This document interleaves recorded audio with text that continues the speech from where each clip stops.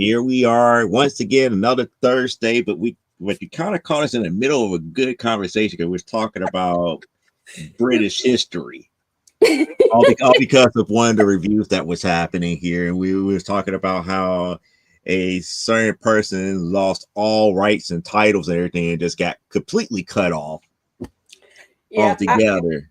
I always feel that because I know Andrew kind of got on Charles after Diana died. Mm-hmm. And part of what's happened, I think, is kind of revenge. It's not just, oh, you have embarrassed the crown, but let me get back at you for, talking about how I didn't know how to handle my marriage. Well, he didn't. He didn't. But that doesn't stop him being, he's still the king now. And well, he's the king. He's the king now. I believe Camilla was a better fit for him because when you really delve into the history between him and Diana, they were not compatible at all. My belief is that, had Elizabeth been a little less conservative, let Andrew have the porn star. Charles is the heir to the crown. He's in love with. They all knew he was in love with Camilla. They knew that as much as they knew about Andrew and the porn star all over the news. So they knew about Camilla. All the queen had to do was let her have the divorce, and then make her the queen consort or the princess consort. She didn't. She could have just been the royal consort at the time in which they were married, and then once she died, she would become the queen consort that she is anyway. Mm-hmm. So it just, if they had just done it. The only thing is though, and I get Elizabeth's ideology. She wanted grandkids, and she knew with Camilla she wasn't going to have that, and she wanted to make sure that the family would continue. And if Charles died, then it was Andrew. And it's like, no, we're not having a porn star birthing babies up in here. But then she cracked down, because she cracked down on Charles and then she cracked down on Andrew. Mm-hmm. And it's like, if they had both been, allowed to have the lives that they wanted, I think things right now would be playing out differently. She would be disappointed because she would know that he represented the end of her dynasty. But the thing is he may already be representing the end of her dynasty. There may not be a crown for his son to inherit. His eldest may not have a crown to inherit. There is a lot of anger in Britain right now over all this. And there are several people in Parliament have either gotten up and quit themselves or been removed. There are several there are several men in the House of Lords who have either, the smart ones that got up and said, "Hey, I resign, I'm done," because they're in the files. Mm-hmm. And others have had to be forcibly ejected. So this is it's shaking up British government, especially in regards to the House of Lords. And I just have a feeling by the time Prince William is ready to inherit, there may not be a throne to inherit. They may just, the Houses of Parliament may just decide that a royal family is no longer worth the price. They may say, "Hey, those homes that you own privately, you can have those. We're not going to bug you. You can go live there." But Buckingham Palace, Sandringham, all those places, that belongs to the people. To the Commonwealth. Yeah. That belongs to the Commonwealth. You can't have it. Go off, live lives. I just kind of have this feeling by the time Charles is ready to step down, and that may be soon. I just don't know if they'll be. See that I see the whole thing as this is going to be deja vu all over again because of William and Harry. Again, the same dynamic happened again with William and Harry. Well, here's the thing. Harry married the woman he wanted and then got chased out. And I saw on YouTube about a week ago someone who knew her, who knew Meghan before she married Harry. Mm-hmm. And that she used to do charity work. She was a, yeah, she did the show, but she was a relatively quiet person. She wasn't Miss Party Girl and whatnot. Um, and it's being suggested now in certain circles who knew her and know him and how things are done at Buckingham Palace. It's now being suggested that they needed to manufacture some outrage because they knew Epstein was coming.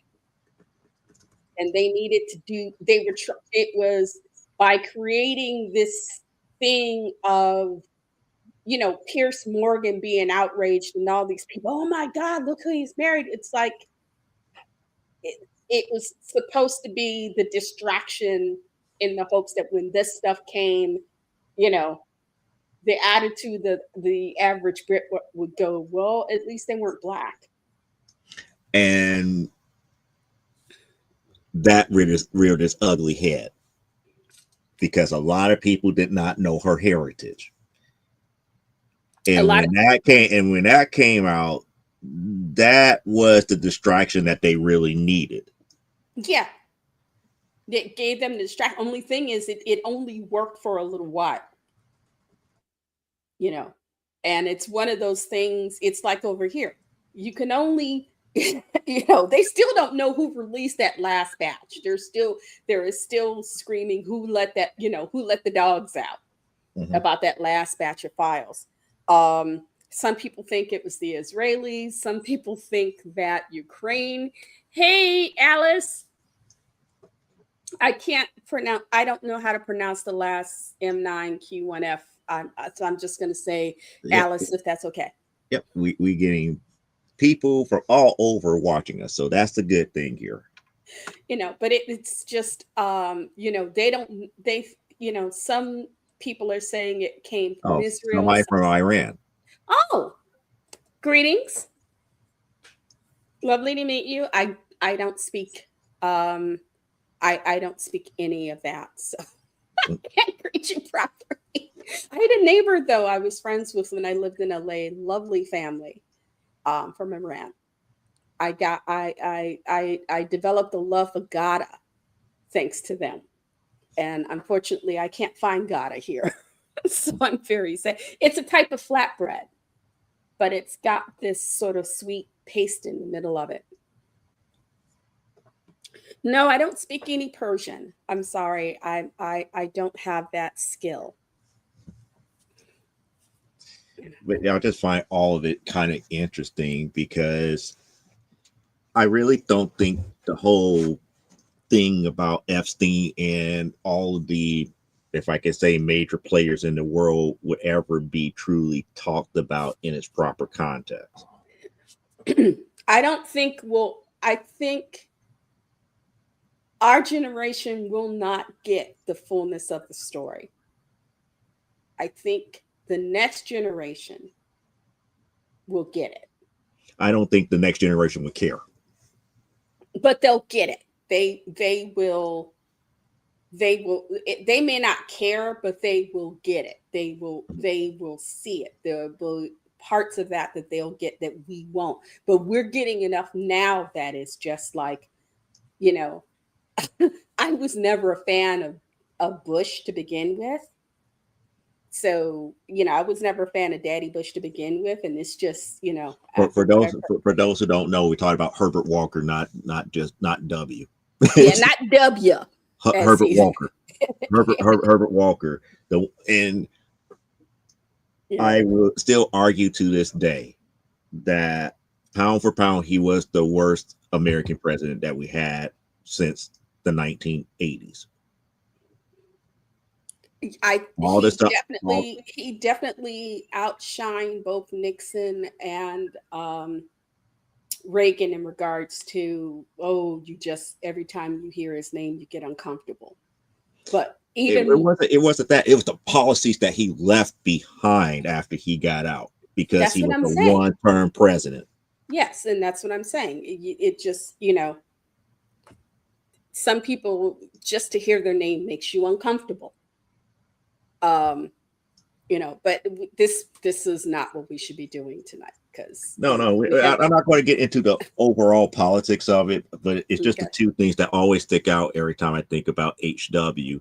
Is Well, I think what he did to the banking industry with savings and loans, and the policy that he left behind, and what he left behind as far as real estate.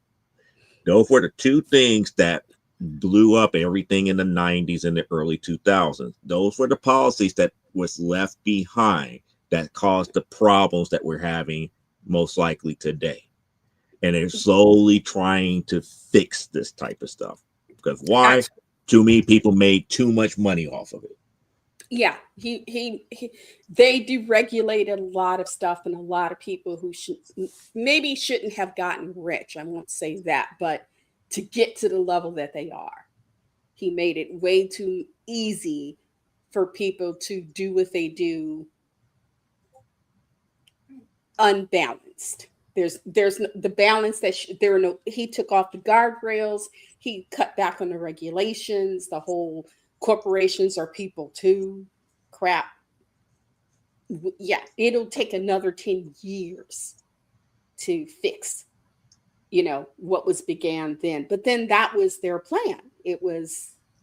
As many people complain about Sally Mae and Freddie Mac and all the savings and loans crashes and everything, people keep forgetting it was his policy that led up to that, That the led up to it. deregulation that led up to that. But yet they wanted to blame all these other presidents for it. And I always try to tell people, if you want to know about a president and who was good and who was bad, wait until they leave and see what policies remain after they leave and still remain.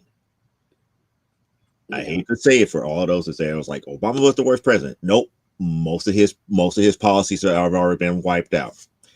Trump is going to be the worst. Nope. By the time we get to our next president, most of his policies are going to get wiped out.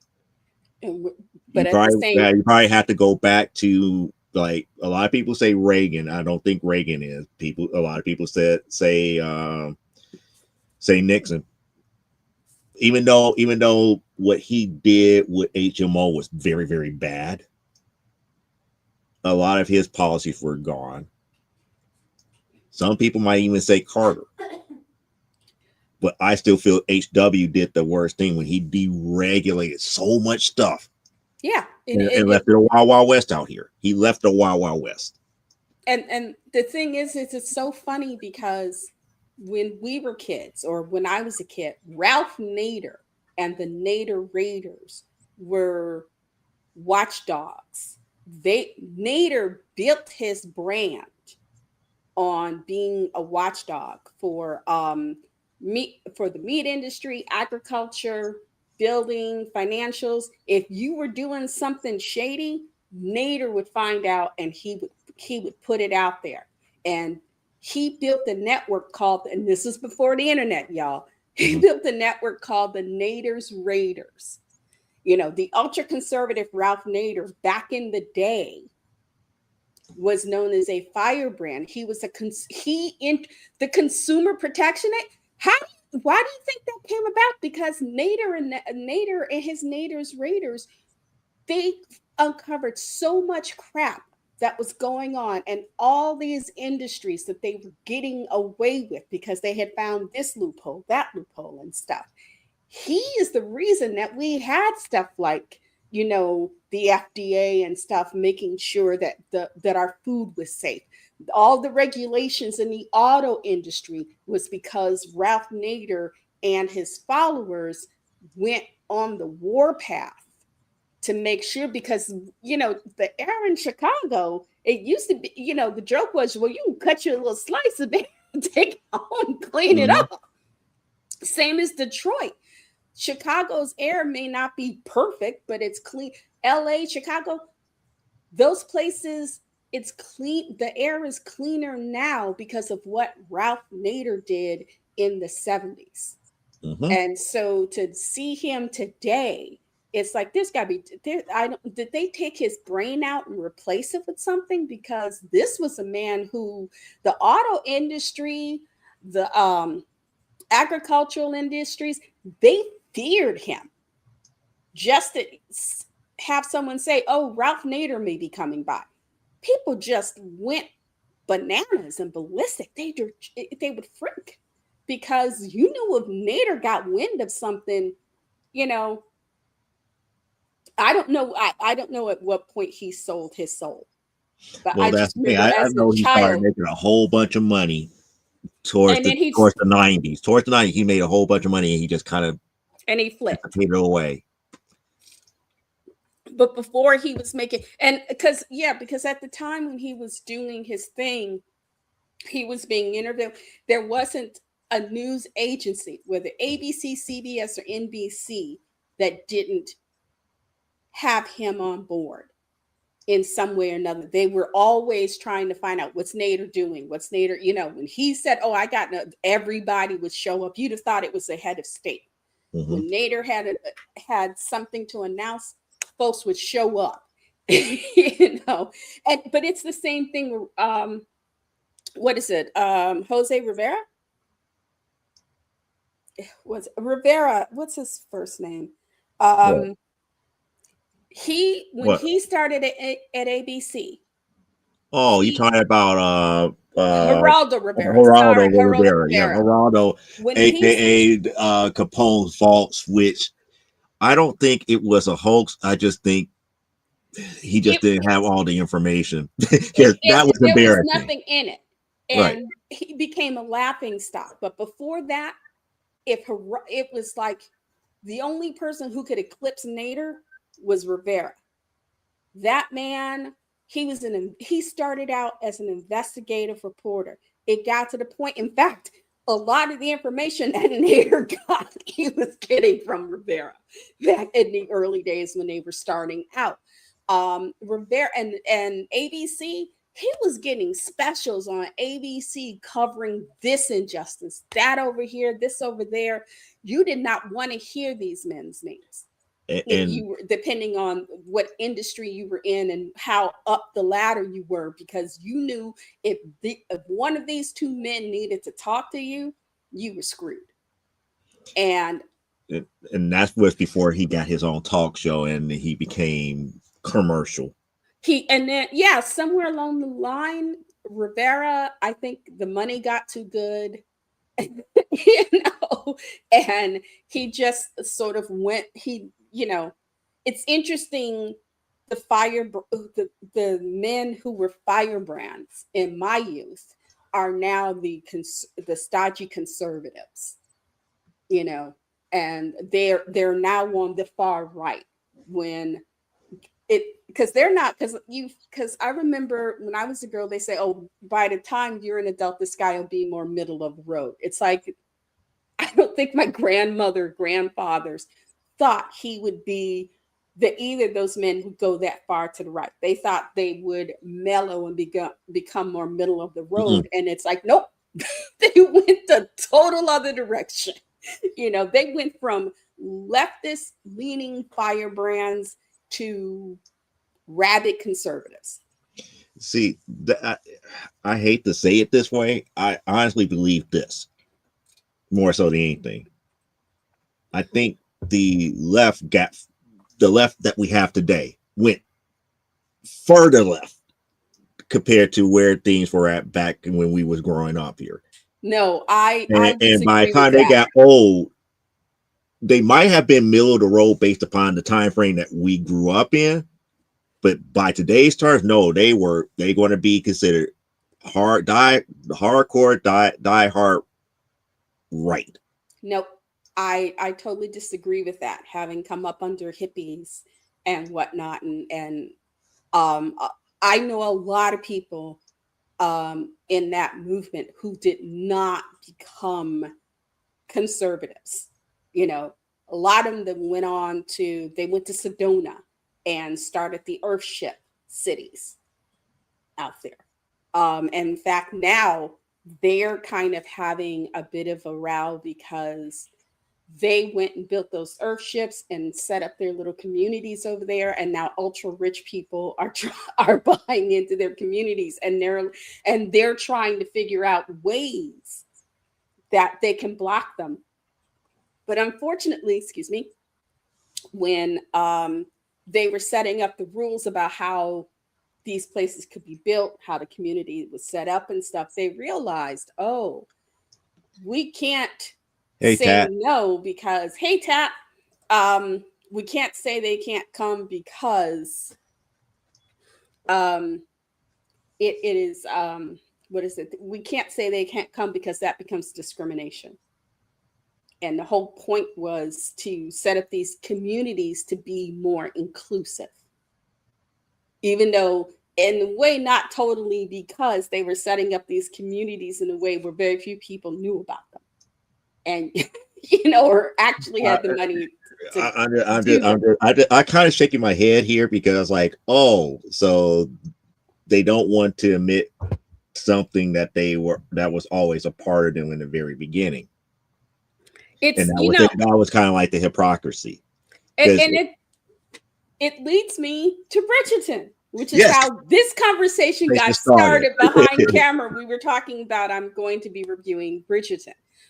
Before I get to the good stuff about the last 4 episodes of Bridgerton that they just dropped, for those who are not aware, this is happening through what is considered the Regency period. Napoleon has not met his Waterloo yet.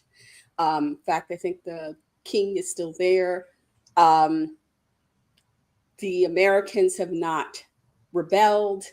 The British have just started getting intense influence in China and India. So those wars have not yet started. And every rich person you see, every middle class, every member of the Tan, black or white, that you see in that show, they have their money because of slavery. They are that is the ugly, dark little secret that is not discussed on this show. These people get their money via the enslavement or the stealing of a country's resources. Sugar cane. Where do you think that sugar cane's coming from? It can't be grown there because rice. They don't grow rice. They don't grow. It can't be growing. It can't be growing in the Isles of British. The Muslims. This is as they're beginning to take the Muslim trade from India, taking it from the people of India, and bringing it to Britain, and taking that trade from them. The Indians were the ones who created the muslin fabric. And then the British looked at it and said, "Ooh, we can make money with this. This is good." And said, "You know what? Toddler rules of acquisition. I see it. I want it. I'm going to take it. It's mine."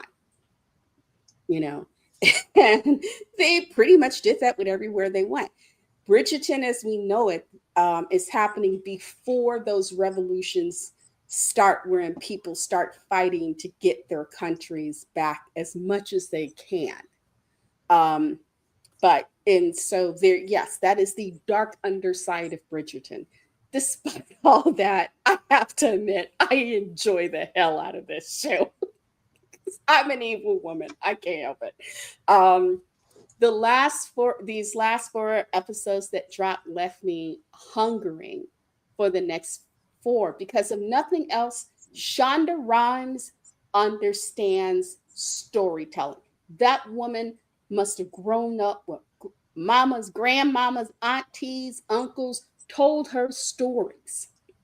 And she read stories and she took all that stuff in, because without giving too much spoilers, the story that she is crafting for this season is she takes an interesting spin on Cinderella. And at one point, just to flip the script, she throws in a little mermaid action just to go, hey, just so you know how to tell a story and make things work. She tosses us a little mermaid action up in there, you know, and it worked. I was like watching these episodes and just flabbergasted and delighted, and I just part of me just wants to strangle the life out of her because I want that career. Despite all that, I would say give it a watch. We loved it, didn't we, Courtney? Yes. Courtney loved it too. See, it ain't just me. So, and poor Courtney had to sit there and chop down. You know they making money off slavery, right? You know them Africans that are up there and they've been British educated. They're making money. Yeah, they got titles and stuff because they were African royalty because their tribes were selling other tribes to get money. And they had to send their kids there as they're basically just hostages. And the whole point of the ton is to keep Charlotte occupied so she doesn't start asking the wrong questions of Parliament. While Parliament is in session, that's when all the social stuff happens. The social season in London is because Parliament is in session. And they needed something for to keep their wives and daughters and sons and stuff occupied while they were deciding what the country was going to do. Having the ton and all of these people there that Charlotte could drive crazy kept her occupied. That's why they all got a little bit of money that improves their situation, because giving her these people that she can run ragged with their families during the season keeps her occupied. She's not asking any of the questions that would make them unhappy to have to answer. And life goes on, But like I said, other than that, this is exceptionally good storytelling. And I will say this, hands down, Mama Bridgerton. Baby gave my heart a pinnacle. And if you're the only one, poor Courtney, she's about to scream. The only way you gonna know what my use of that word, you gotta watch the episodes. And I'm not going to tell you which one because I ain't spoiling it that much, but you will, believe me, you will enjoy this. This is real. In fact, this season they introduced Asian characters, Chinese characters into the time. A Lady Pendleton and her daughters. And I can't say more than that because that's spoiling. But that's okay because I also watch the Muppet Show. No, you have to do it correctly. You got to be like, is that better? You feel better? You feel better now? Yes. Is that better? Got all my arm flapping and stuff. You happy now? I'm gonna get you at C2E2. That's okay. No, because you're gonna have me up here trying to do it on camera. Anyway, if you haven't seen it yet, I know they dropped it on Disney Hulu Plus got it last night. I don't know if it made it to ABC or it's coming to ABC. No, it's just only Disney Plus. This is no, they listed ABC as well. The last time I saw a commercial for it, they actually listed ABC. Maybe it's coming sometime soon, but I know that this after the special, that Muppet Show is being launched as a Disney Plus series. Yeah, but I think ABC might probably in the summer get it. I will say this to Seth Rogen. He went back to the Muppet Show of his childhood. So they recreated the theater, including not just backstage, but the stage and the audience. Now, there are some differences. The audience not only has Muppets, but it also has humans in the audience. So that's a change. But you still have Statler and this boy, ragging on folks from the balcony. That will not change.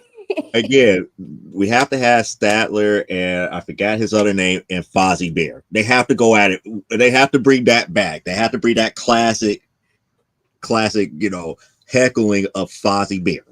Yeah. Seth back. Rogen did make a cameo yesterday, which I didn't really feel was I necessary. I do Everybody and too, his Tab. mama by this We time knows that he was executive producing it. Um, and he's trying to bring it back as a series. They listed it as a special, and Kermit actually, there's a conversation between Fozzie and Kermit, and Foz is like, "Yeah, I'm great. I'm glad we're having a whole show going." Kermit's like, "Well, that depends on how well tonight, whether or not we get to do another show will depend on how well tonight's show goes." Um, so, he's making it sound like they don't know if they're going to have a season or not. And they listed it as a special. mm-hmm. When I went to look it up, they listed it as a special, but I did watch it. I did enjoy it. Sabrina Carpenter was the human guest. And my feelings about her were lukewarm because I don't know if they knew quite how to put her in there. In the days of some of the insanity of the old Muppet Show, as I told Courtney, I missed the day when Mark Hamill shows up and he's gargling Gershwin with gargoyles. Mm-hmm. Remember that in the Scottish gargoyles who gargled Gershwin, and Mark Hamill joined in. There is a level of insanity to some of the guests that they had, and understand and Sabrina Carpenter's. I think part is she was a kid who grew up with the Muppet Show, and having her as a foil for Miss Piggy was kind of cute. And I don't want to go too into it, but copyright infringement, darling. Well, Quote I don't Miss know. Piggy. It's just certain things that I really, if they're going to go back to old Muppet Show, there's certain things that I would want. But I must say this. Here. Muppets Tonight actually did, to me, the best modern day Muppet Show could have been. I enjoyed Muppet Tonight. I was really disappointed when Disney. It was bad enough when ABC pulled the Muppet Show off their network. Muppets Tonight. Muppet Tonight off the network because a million moms who weren't a million. There were maybe 100,000 of that, and there were millions of people tuning into this show every week, and you had 10,000 women for a Sunday night show that was very popular. Threw a hissy fit, and ABC went, okay, and shut it down. They then went to Disney because by that time, Disney now, had absorbed the Henson Company, and they had the rights to the Muppet Show. So they then did the Muppets Tonight more as with more of an internet spin on it. In other words, they were still they were still doing the segments, but it was more as if they were doing it for the internet. Well, it was more as if it was late night TV. But it was more adult. It was really more adult. And it was more of the setting was not the original Muppet Show. Mm-hmm. I applaud Seth Rogen because he brought back the stuff that those of us who remember it when, they could barely find a station they could be carried on locally sometimes. After CBS dropped them. Yeah. He brought back the old Muppet theater. So you have that. They rebuilt that backstage set. They rebuilt the stage. They rebuilt the audience area. So it feels like the old Muppet Show.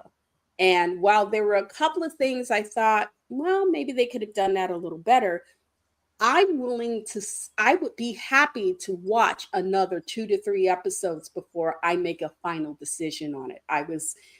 I enjoyed it enough to say, you know what, I would like to see what they, at least 2 or 3 more times to see where they're going, because it's just that one episode. And it takes a few episodes for any type of show, especially a show like this that is based on, and in many ways, it's kind of the Muppets version of the old Ed Sullivan Show. Mm-hmm. It's a Muppet Variety Show. Muppets Variety Hour should be really called called. Yeah, but it had more of a Ed Sullivan, almost three-ring circus Well, I feel wouldn't to say it. Ed Sullivan, but more like what's his name?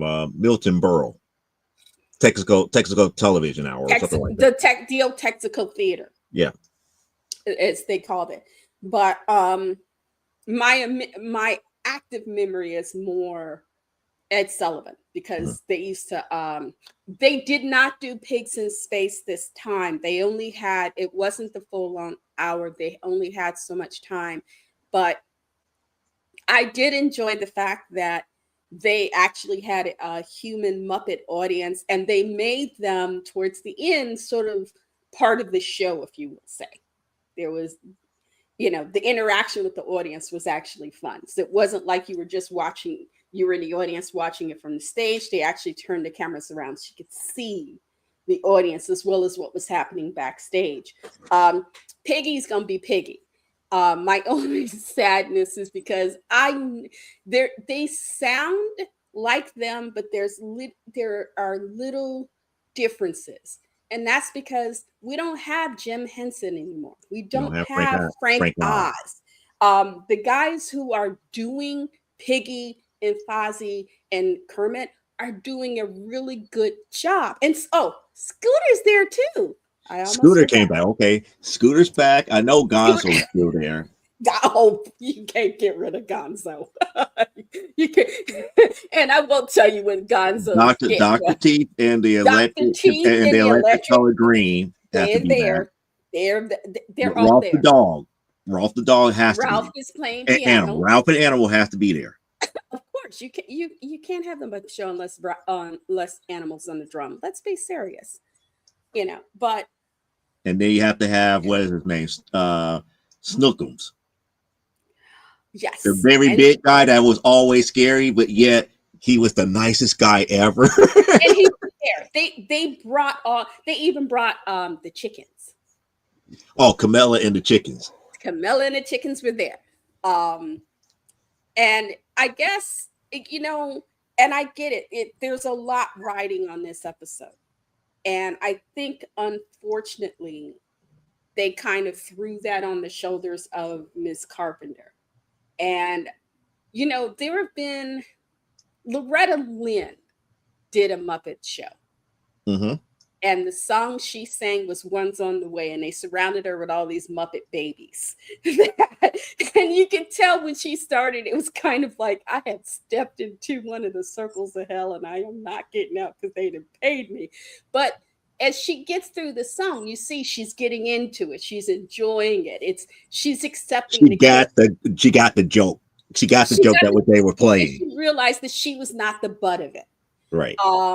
Carpenter did her best. I could tell she did her best, but I think it's one thing. And she talked about, she had seen the Muppet Show as a kid. She really loved Piggy and everything. And I think there was some truth to that, because I think it was a lot of the older stars that I saw were people, some of them were quite jaded.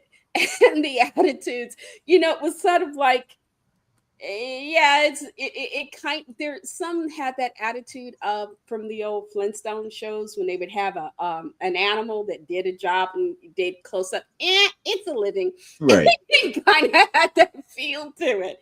Though most of their guests were really into things and really loved it. But I think there were a couple of parts at which she was a little lost, and I didn't know whether to be disappointed or kind of broke a little, sort of like, oh, you poor dear, did they just drop you in this with no explanation and you're just trying to figure out how not to die? Well, you have to look at it as like maybe it's just a bad skit that they wrote for them, because like again, Muppet Show, you look at it, you can see parts of Saturday Night Live up in it, parts of Milton Berle, parts of Ed Sullivan. It really is a crapshoot as far as what type of if I could say serial that they do for that particular skit that they do for that show. And this, and I think, and and I know Rogan is going from nostalgia. He has probably watched every episode of Yep. the Muppet Show he could get his hands on. and that was clear. But I think some of these younger writers that they had, excuse me, writing for the show, you kind of just got feelings of, okay, this person, whoever wrote this scene should have probably studied the show more. This person should have, whoever was handling this scene should have maybe paid more attention to how they have done that character. Though, like I said, watching Piggy and Fozzie, I almost burst into tears because it's suddenly, you know, I grew up Old school. It's watching that this old stuff. school right there. Oh, my heart just started cracking because it's like, that's not Henson. He's gone. That's not Oz. He's gone.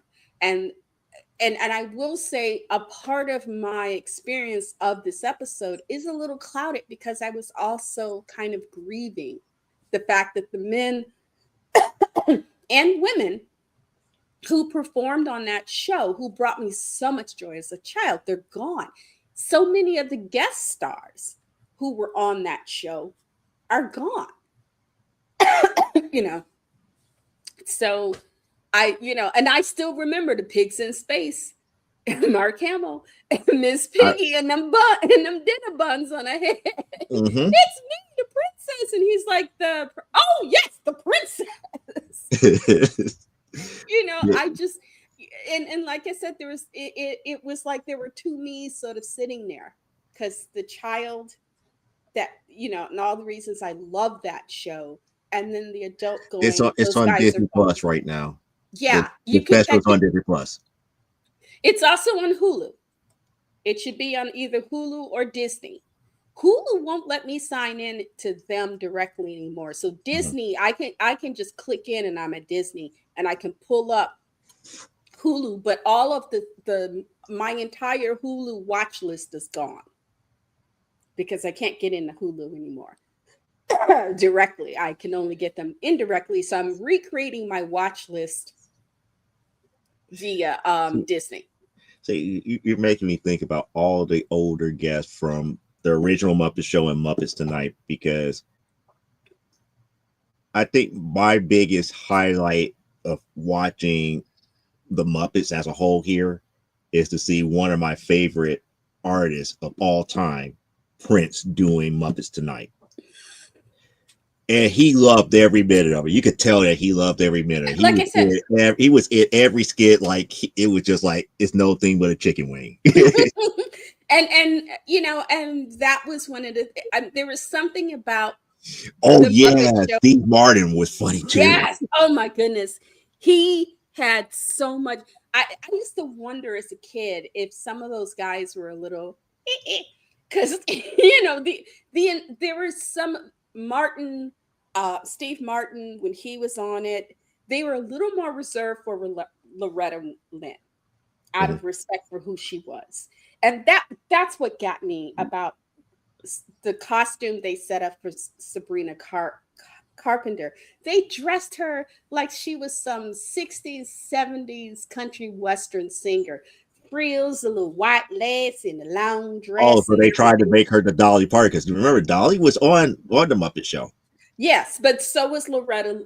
Dolly was on it. Loretta Lynn. Mhm. There are at least 5 or 6 different country western singers who had did the original Muppet Show. I don't think I Robin don't Williams think was. Robin Williams was on the original show. I don't think he was. I don't think he was on the original. I know he made a couple appearances on Sesame Street, but Hmm. not the actual Muppet Show. Muppet Show.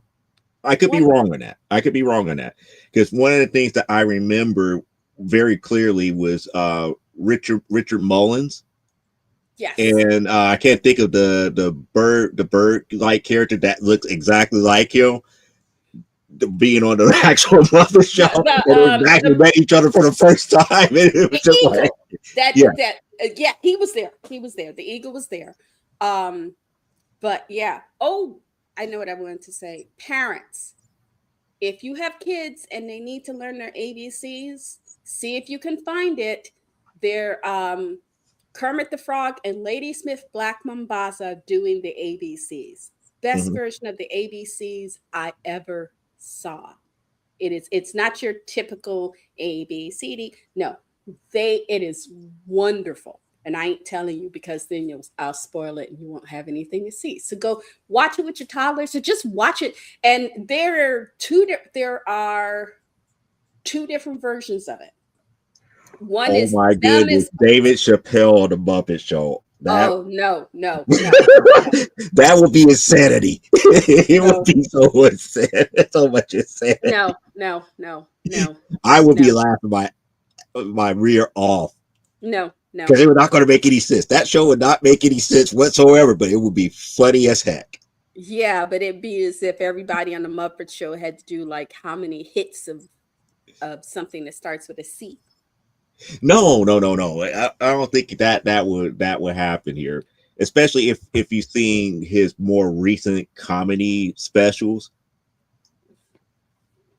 I haven't. I don't watch a lot of It's not, Chappelle. what he did with Chappelle's show. I believe Comedy Central messed that up, Okay, made that so uncomfortable. But what he does for Netflix, I mean, my goodness, this dude is hilarious. I haven't watched him.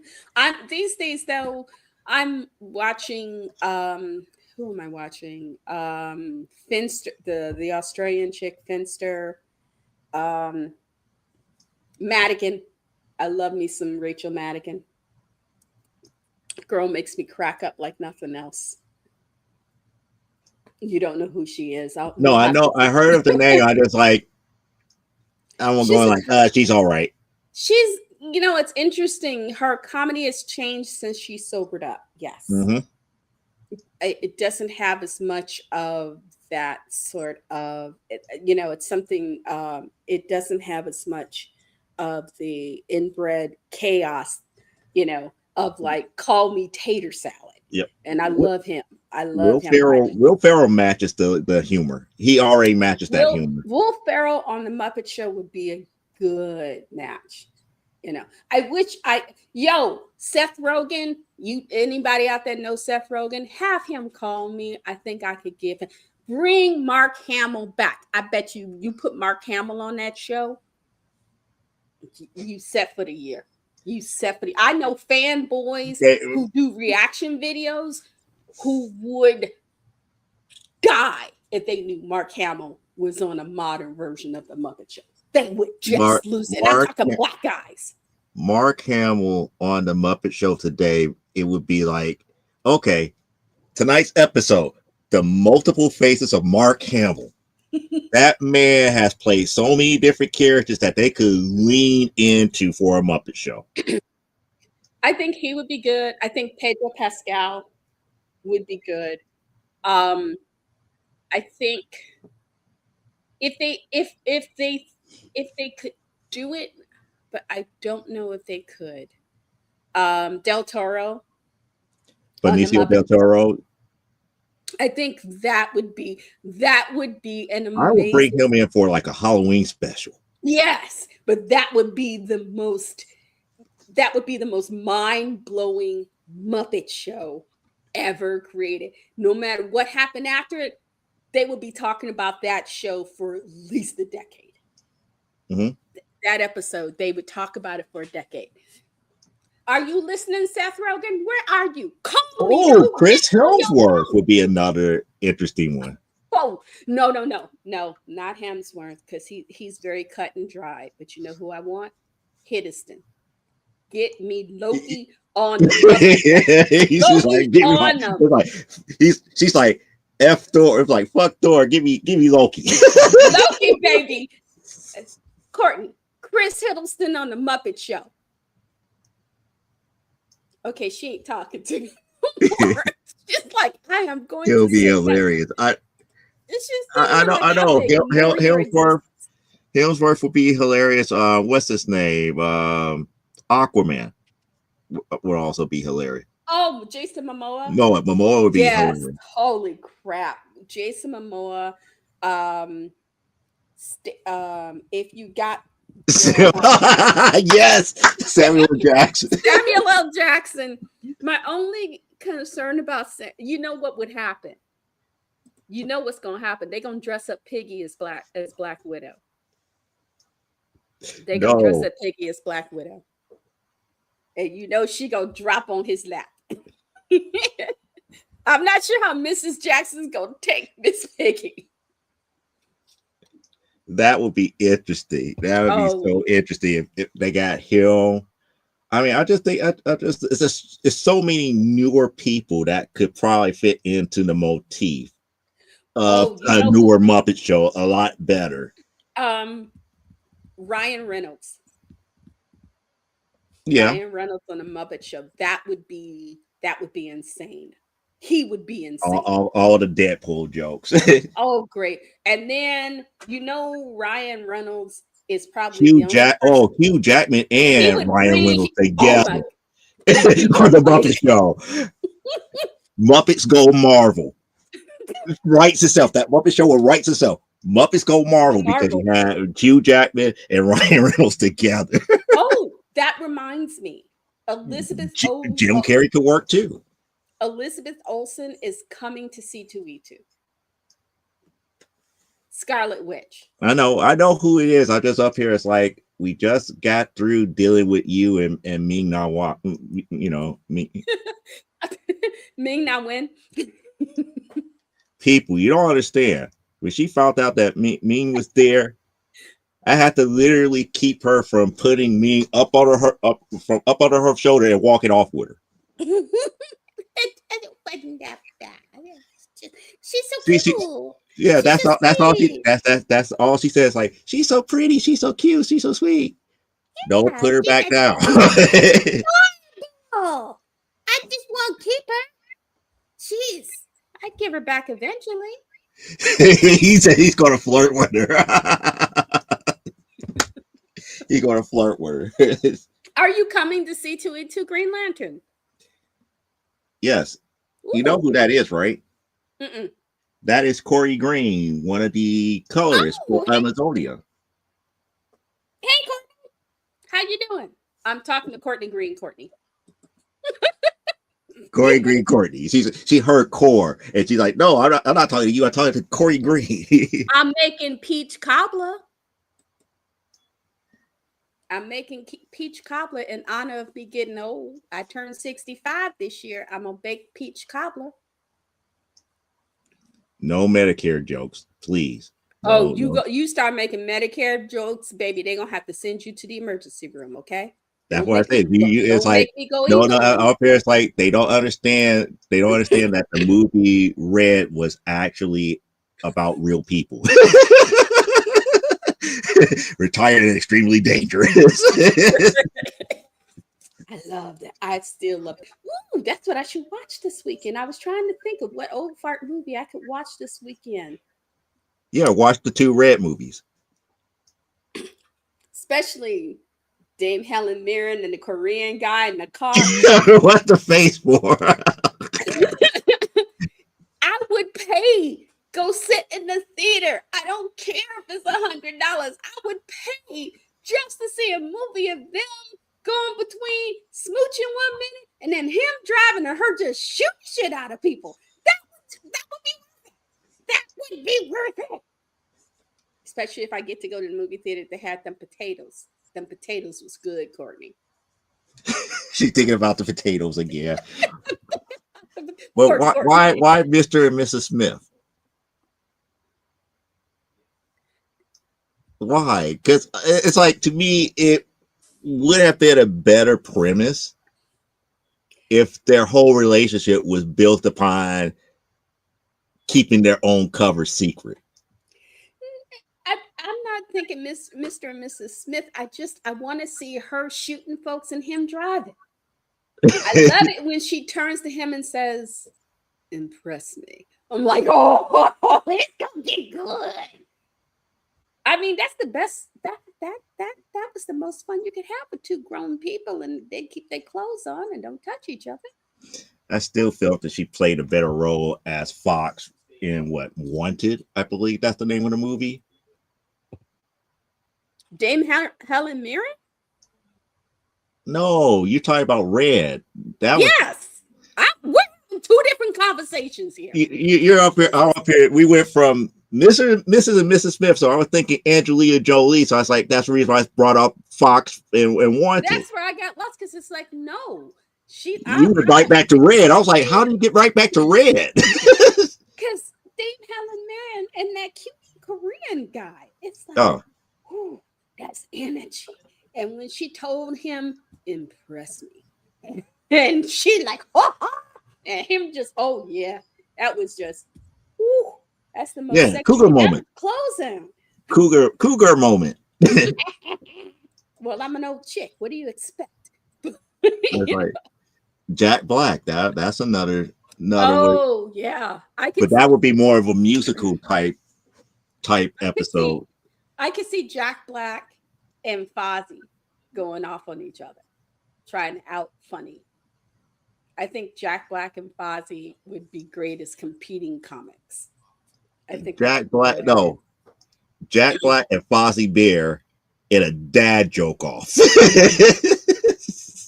Or that pulling would be that would be so freaking hilarious. about halfway through, they stop going off on each other and start pulling pranks on everybody else. And the insanity would just, I mean, it would write itself. Are you Actually, that would listening to work me, better Seth with Rogen? Gonzo. That would work better with Gonzo. Jack Black Oh, and Gonzo doing Gonzo, that. yes. Are you listening, Seth Rogen? Call me, dude. Call me. The Not AFI. even, not even call me. Not even call me. I'll be like, look, if you don't do it, I'm going to copyright it. You got to pay me. You got to No, pay me. because I can't copyright it because I don't own the copyright for the Muppet Show. No, you could copyright whatever script you want because it's Oh, based upon you can't produce it, but you can copyright that script. They cannot use the concepts per se without consulting you. oh, speaking of script work, I've got the first 18 pages blocked out, and the Bristol boards have been scanned in and are put up in the book. I Okay. just got to start coloring. You I you want to get want in you want one or two issues. of my comic. No, of what we talked about. Since you mentioning scripts and everything, I was like, oh yeah, I still got two. Actually, technically it's three, but one issue one has to be done soon because I have to send it to Prince That's what I'm very telling you. very soon because we have to get it for C2E2. I since I got 18 pages done for book 2.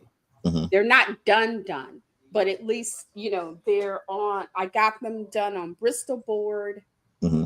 and then all the roughs from the Bristol board have been scanned in. Actually, I'm laying them out Mm-hmm.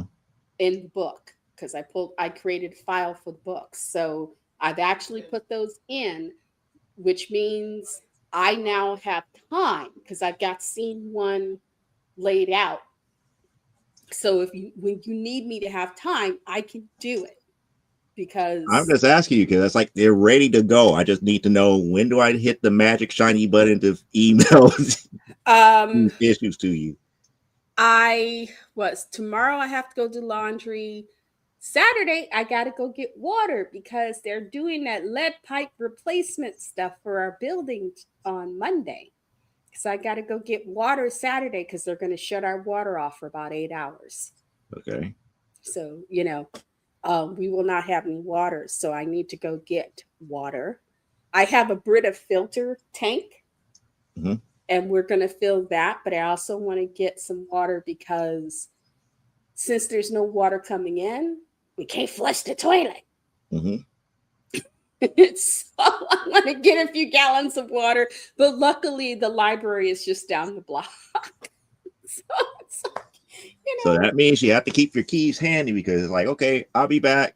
What are you I about to got do? it. I'm about to go to the restroom. I got to do that anyway because the landlords have decided, since I work so well with these people, I'm now going to be the point man. So I've already talked to the city engineer. They're coming. I've got to be up before 7 because they start at 7. They're going to be digging outside. Plus, they're rerouting some pipe work and digging up in our basement. And it's my job to deal with them all day. Like I said, as long as you're getting paid for it, you're okay. They've been nice. They have paid me. And he's talking about Zach Galifianakis. Oh my goodness, that's a name I haven't heard in a bit. Yep. Yeah, he'd be good. Zach G would be good. Yeah. Well, Elaine, are you ready to go back into the Wayback Machine? Let me, Mr. Peabody. Yeah. Ooh, Sherman, you need to clean that up, baby. Don't do that no more. Yeah. He's warming it up. Okay, because the thing is, we still got We tonight's we feature presentation as far as cartoons here is concerned, because you know how we are in our specialized chat for this show and everything here. We get to the point where we start talking about certain things, and I would come across like certain things, as far as like animated stuff late nights, and I was like, I'm watching this show. I was like, oh yeah, I remember this show from back in the day. And then I thought about it, and then I saw one character up there. I was like, wait a second, he was a part of this show. I could have sworn that a certain cereal company created him from the ether, and it turns out no, he was actually a character from a little known show, and the cereal company pretty much kind of took characters from all parts of this show and had different cereals that they used to hype up here. and That they used cereal to do the company was named Post, so that and gives you an idea of which character that caught my attention. And as I was doing my research, figured out all. So the whole TV show was nothing more than a cereal commercial. because the commercials themselves were mini episodes. Mm-hmm. If you ever watch, once you see this, you'll get it. But back in the day when they were first shooting these commercials, they were like mini cartoon episodes, 30-second episodes for these commercials. And they would play them in between other cartoons. But because Saturday morning was when these commercials lived, and they were, like I said, they were like cartoons in their own right. So just like how late night I came across here's the Huddles, and I was like, I never heard of that, and I watched it. I was like, oh, there was a Flintstones ripoff. Again, late night, I was like, oh, I barely remember this, and then I saw one character, and I was like, no, that can't be him. It's like he was created for selling cereal, and lo and behold, it was him. So without further ado, we are about to watch an episode of Linus the Lionhearted. And for those who don't know who Linus the Lionhearted is, it was a cartoon that had many different characters. Some maybe for the very, very sensitive, because of the simple fact of how they used to play up stereotypes back in like Yeah. 50s and 60s. It would be kind of harsh to see, but this was the first cartoon series that a character that we know and love from the cereal commercials from like the 70s and 80s.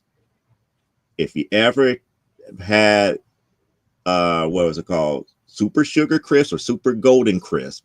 Yes, because You they used to know have them both. Sugar Bear. And this is the TV series that Sugar Bear came from. Can't get enough of Super Sugar Crisp. Chris, it got the Crunchwood Punch. Yeah. Well, I can see harm in it. All those crocodile tears are making the water level in the river rise. Well, we could have a flood. Then I suggest that you fly up and take a look at how the dam is holding up. Too much water could burst it. Holy smokes! I better warn everybody. Hey, everybody! The dam just broke. Hey, there's a flood coming. The dam just burst. Hey, you guys, quick! If you can't fly like me, climb a tree or run up to somewhere high. Do we sink or swim? Stay tuned. It's the only way you're going to find out. Roar, roar, roar, roar, Linus the Lionhearted. Linus is the one who lights up the fun. He's the host of which we both know. Roar, roar, roar, roar, Linus the king, Linus the star, Linus the Lionhearted. Greetings Greetings and salutations. I am the master of ceremonies on this cartoon extravaganza. Greetings and salutations. I am the master of ceremonies on this cartoon Really? extravaganza. Well, let me introduce you to something new then. And who, pray to hell, is the hat? Are you Mahakam, the king of the beasts? Are you Mahakam, the king of the beasts? He's a mockingbird. Not a mockingbird. Cease and desist immediately. Besides, it is time for our first story. Well, cease and desist immediately. Besides, time for our first story. I'm sorry, I can't help it.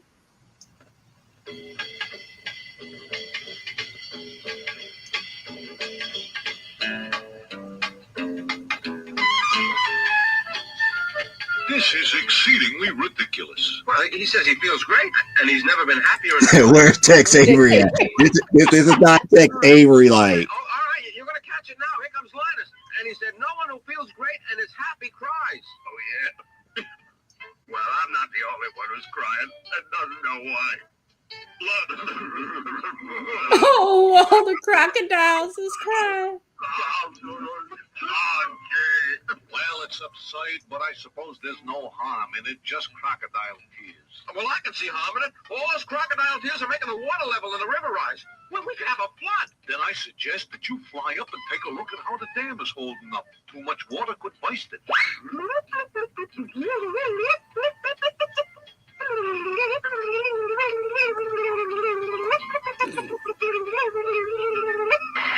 Holy smokes! I better warn everybody.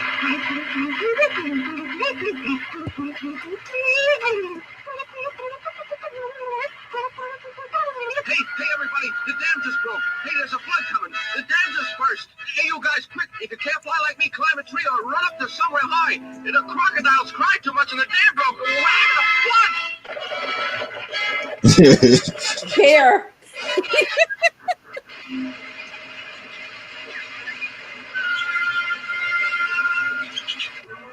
How many critters in this show aren't native to this jungle? And they climb up on a giraffe. Unless stroke. Beavers. Uh-oh. How is a kangaroo in the jungle? It's terrible down there. I've been warning everybody to get somewhere high, where it's safe, like where you are. Well, if it's terrible, then I owe it to my subjects to disregard personal safety and go down there and get to the bottom of this. No, don't, Linus. It's too dangerous. And now he's going to walk on a hippo, an elephant, and a turtle.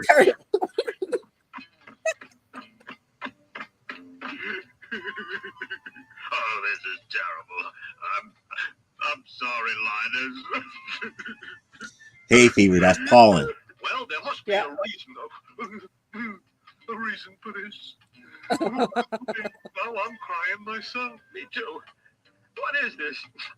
Stop using logic. Here's a clue. We are in the middle of an onion patch. Wait, an onion patch in the jungle. Okay. Oh, gee. There's some crazy bird chopping up with Rouse, what are you doing? What does it look like I'm doing? Crocodile called me a crybaby, so I'm getting even by cutting up raw onions and making him cry. Well, cease. Rouse, your joke was unfunny and it caused discomfiture among my subjects. Really? So what?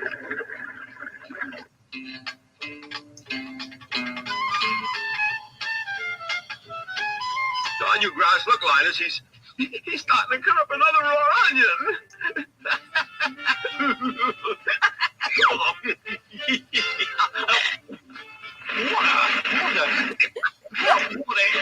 It's so hot.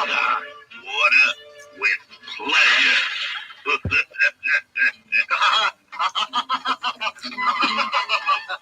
That wasn't funny.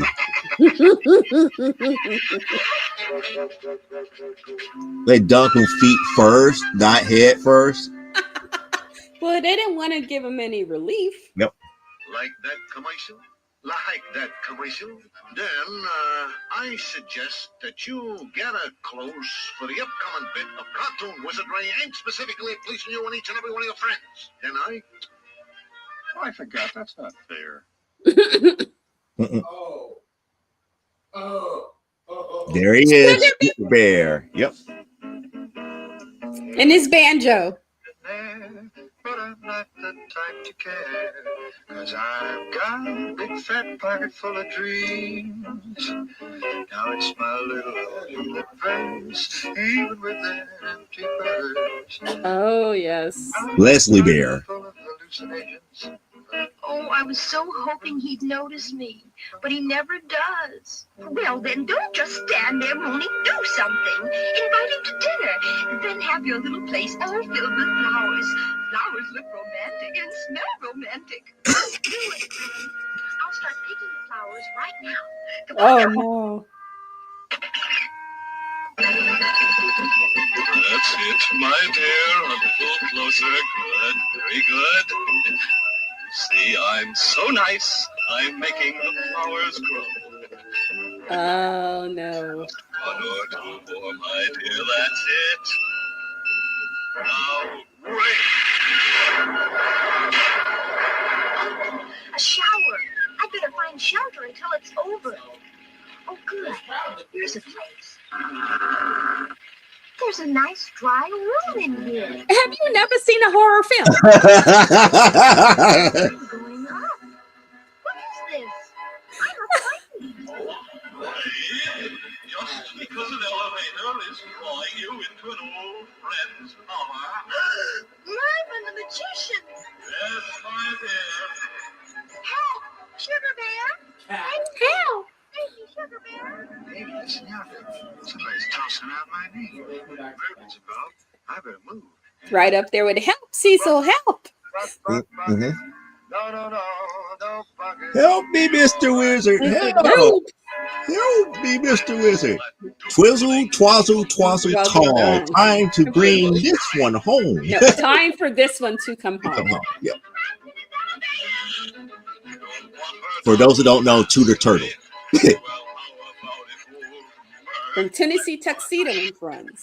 Yep. Help! The elevator's falling! Yes, and that's not all that's falling around here. Oh, no, Sugar Bear.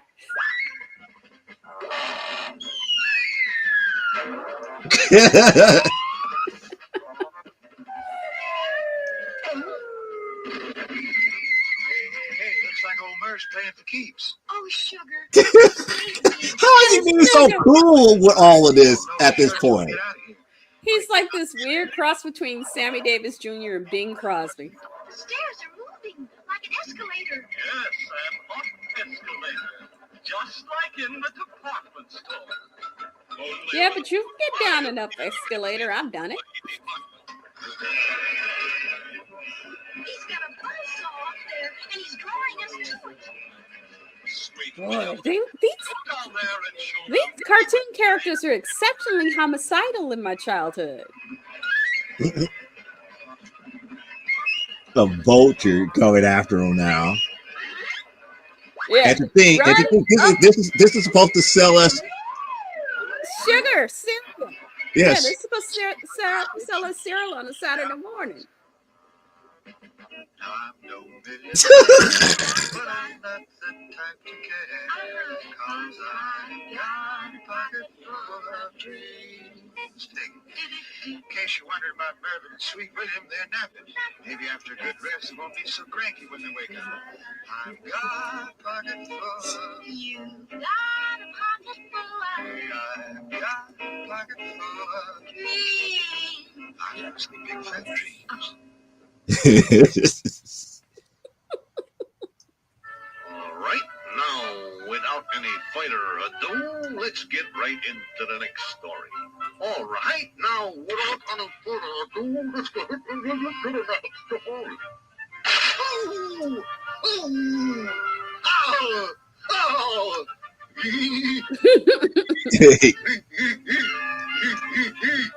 Ah!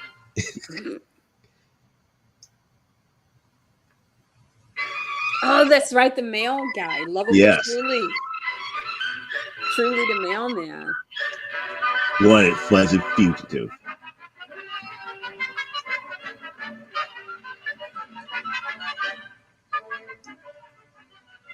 Cease and desist.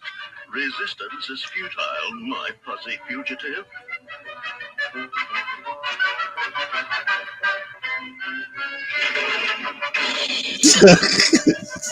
Just push.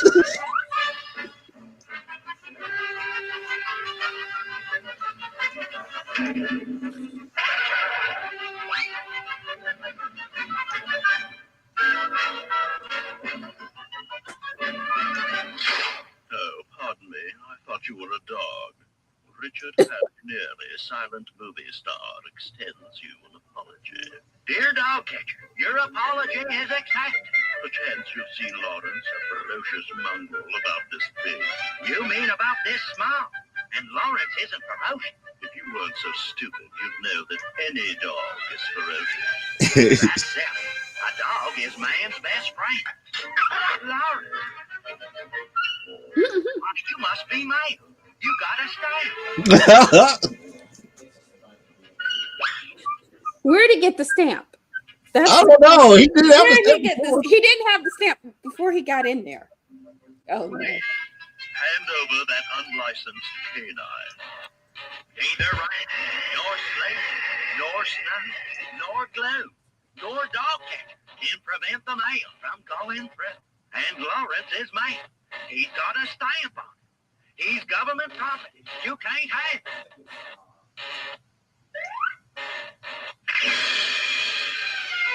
Oh look, they kissed. I am Richard Harry Nearly, silent movie star and part-time dog catcher. Have you Oh, seen he's a long part-time white dog who's not catcher. wearing Yes. Just in case the silent movies come back.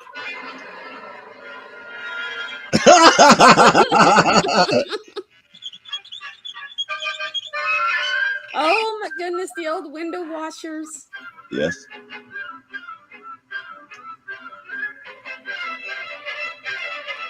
This is Smart one dog. dog.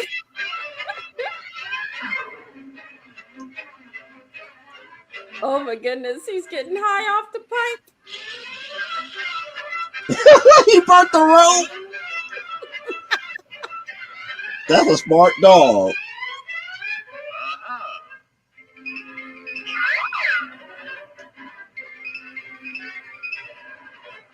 Hey, hey.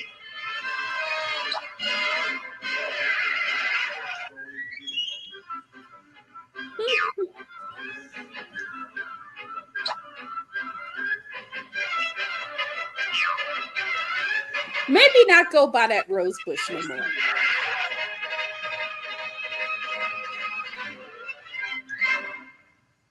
You'll be safe here, Lawrence. I gotta go sort the mail. Now I've got you. Oh no. All I could hear all of a sudden was Ducky go down the hole. Oh no. Wow.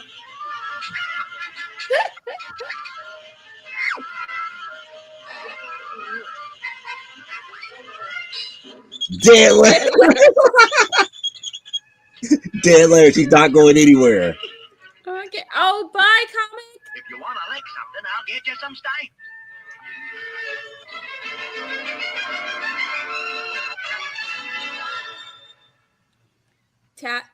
Had to leave. Very well. It's time for a message from. It's time for a message from our sponsor, right? See, I know it is. Let us move along now. Okay, Tat. Have a good one. Hey, King-Yo. Don't get mad at the little fella. He's got talent. He's funny. Mocking and imitating me is not funny. Mocking and imitating me. Hey, don't. Oh, don't. Titch. I'm really surprised. One of the most noble, kingiest things a fella can do. That Bronx thug accent. Oh, hey, That is true. I don't know. Greetings, children friends. Today we have story of The cat who looked at a queen. This is their take on fractured fairy tales. Yeah. He's taking cat nap. But suddenly cat wake up. He got overpowering urge to look at a queen. Oh, it's you so high. Say, you know where I can find Uh-oh. to look at? In palace, of course. Why you say of course? I only cat. I never see no palace. How about you show me way, huh? It come over me suddenly like that. This overpowering urge to look on a queen. So I said to myself, okay, then I go find queen and look on her. I always do exactly what I want. It make for nice life, you know.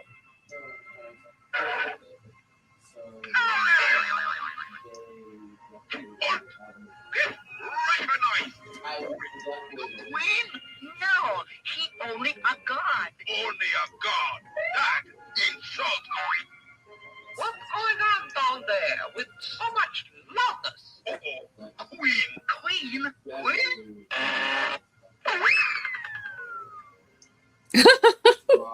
Recognize. Whew, that's some skills. Get recognized. I got overpowering urge to look on a queen. Get recognized. Queen! I had overpowering look at you. Oh no. I guess Queen not got overpowering urge to look at cat. And I not got overpowering urge to look at dungeon. Maybe I think of idea. That it? Mouse. Where? No. I pretend to see mouse. Then you pretend to catch mouse. Then queen exchange mousing for looking. Stars! Hold! Shrimp want word. It's Queenie. Make snappy. What I want is mouse. Mouse. Mouse. Pretend mouse. Remember? Oh, that's right. Ooh, some relief. Where that mouse? I knock his block off. You set us free if cat catch mouse? Oh, I couldn't give that mouse what for. And while I'm mousing, okay, if I look on you just a little bit. Okay. But remember, just a little. Hey, you even better looking than I thought. Less looking. More mousing. Hey, you know, I'm going cuckoo about you a little bit, you know? Get mousing. Oh. No, not while she's sleeping. No. You could at least pretend mousing. I see plenty looking, but no mousing. You cute when you mad. Hey, I already catch mouse. You already catch pretend mouse? Real mouse. I really do. Real mouse. Finish mousing. Mean finish looking. Mouse. Wait, I tell mouse. About this job I got. Looking on queen. So mouse say he likes to look on you too. Oh no. Not much of a look. Holy crap. Good story, honorable children friends. Better to be looked over than overlooked. Overlooked. Now I got overpowering urge to look on the king.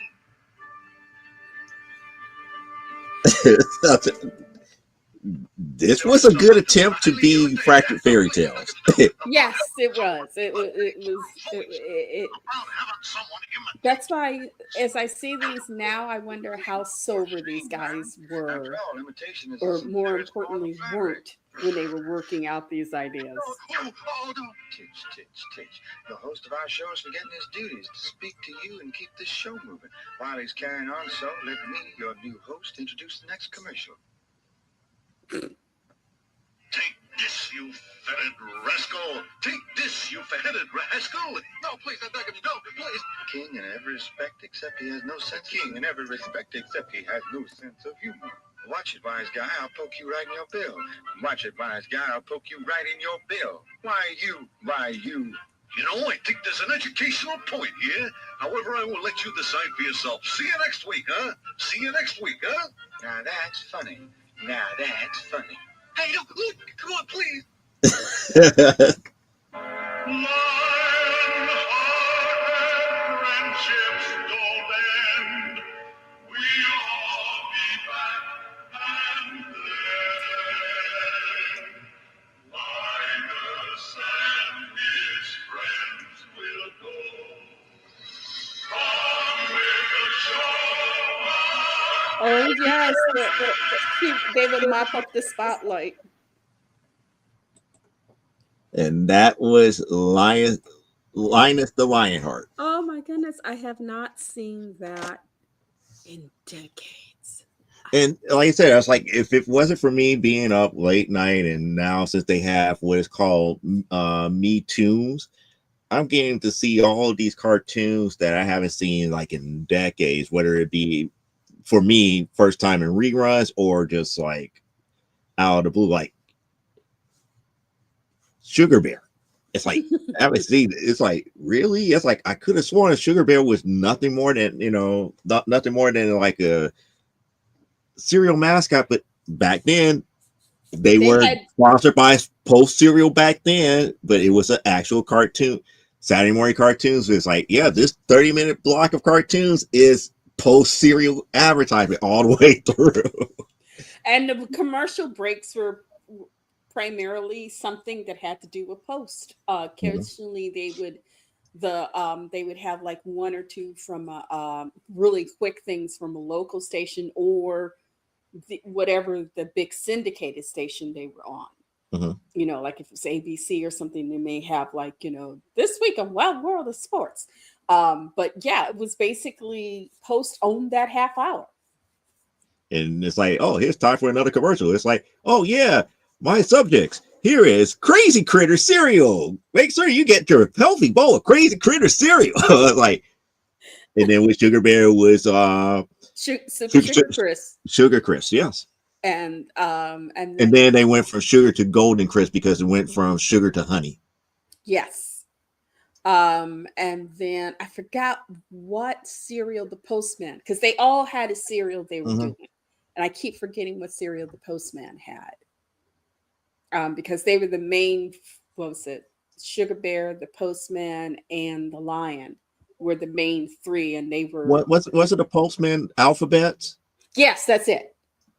And then they when they retired him, they started having the kids do this alphabets because alphabets were big. That was the hit. No, Alphabets honeycomb. big. It's Honeycomb's big. honeycomb. Okay, Honeycomb's big. honeycomb's Yeah, big. yeah, Yeah, yeah, yeah. yeah. It's not It's not small. small. No, no, No, no. no. Yeah. Sorry, but yeah. So they had, but they had something where because there was a point in which they decided they didn't want to do the cartoon characters anymore, and they just started using kids for their commercials. I Because remember the Alphabets Jackson 5 commercial. and was it what was it Now, alphabet Sugar Bear lasted, I want to say, into maybe the mid 80s to beginning of the 90s because yeah Sugar they Crisp was started around.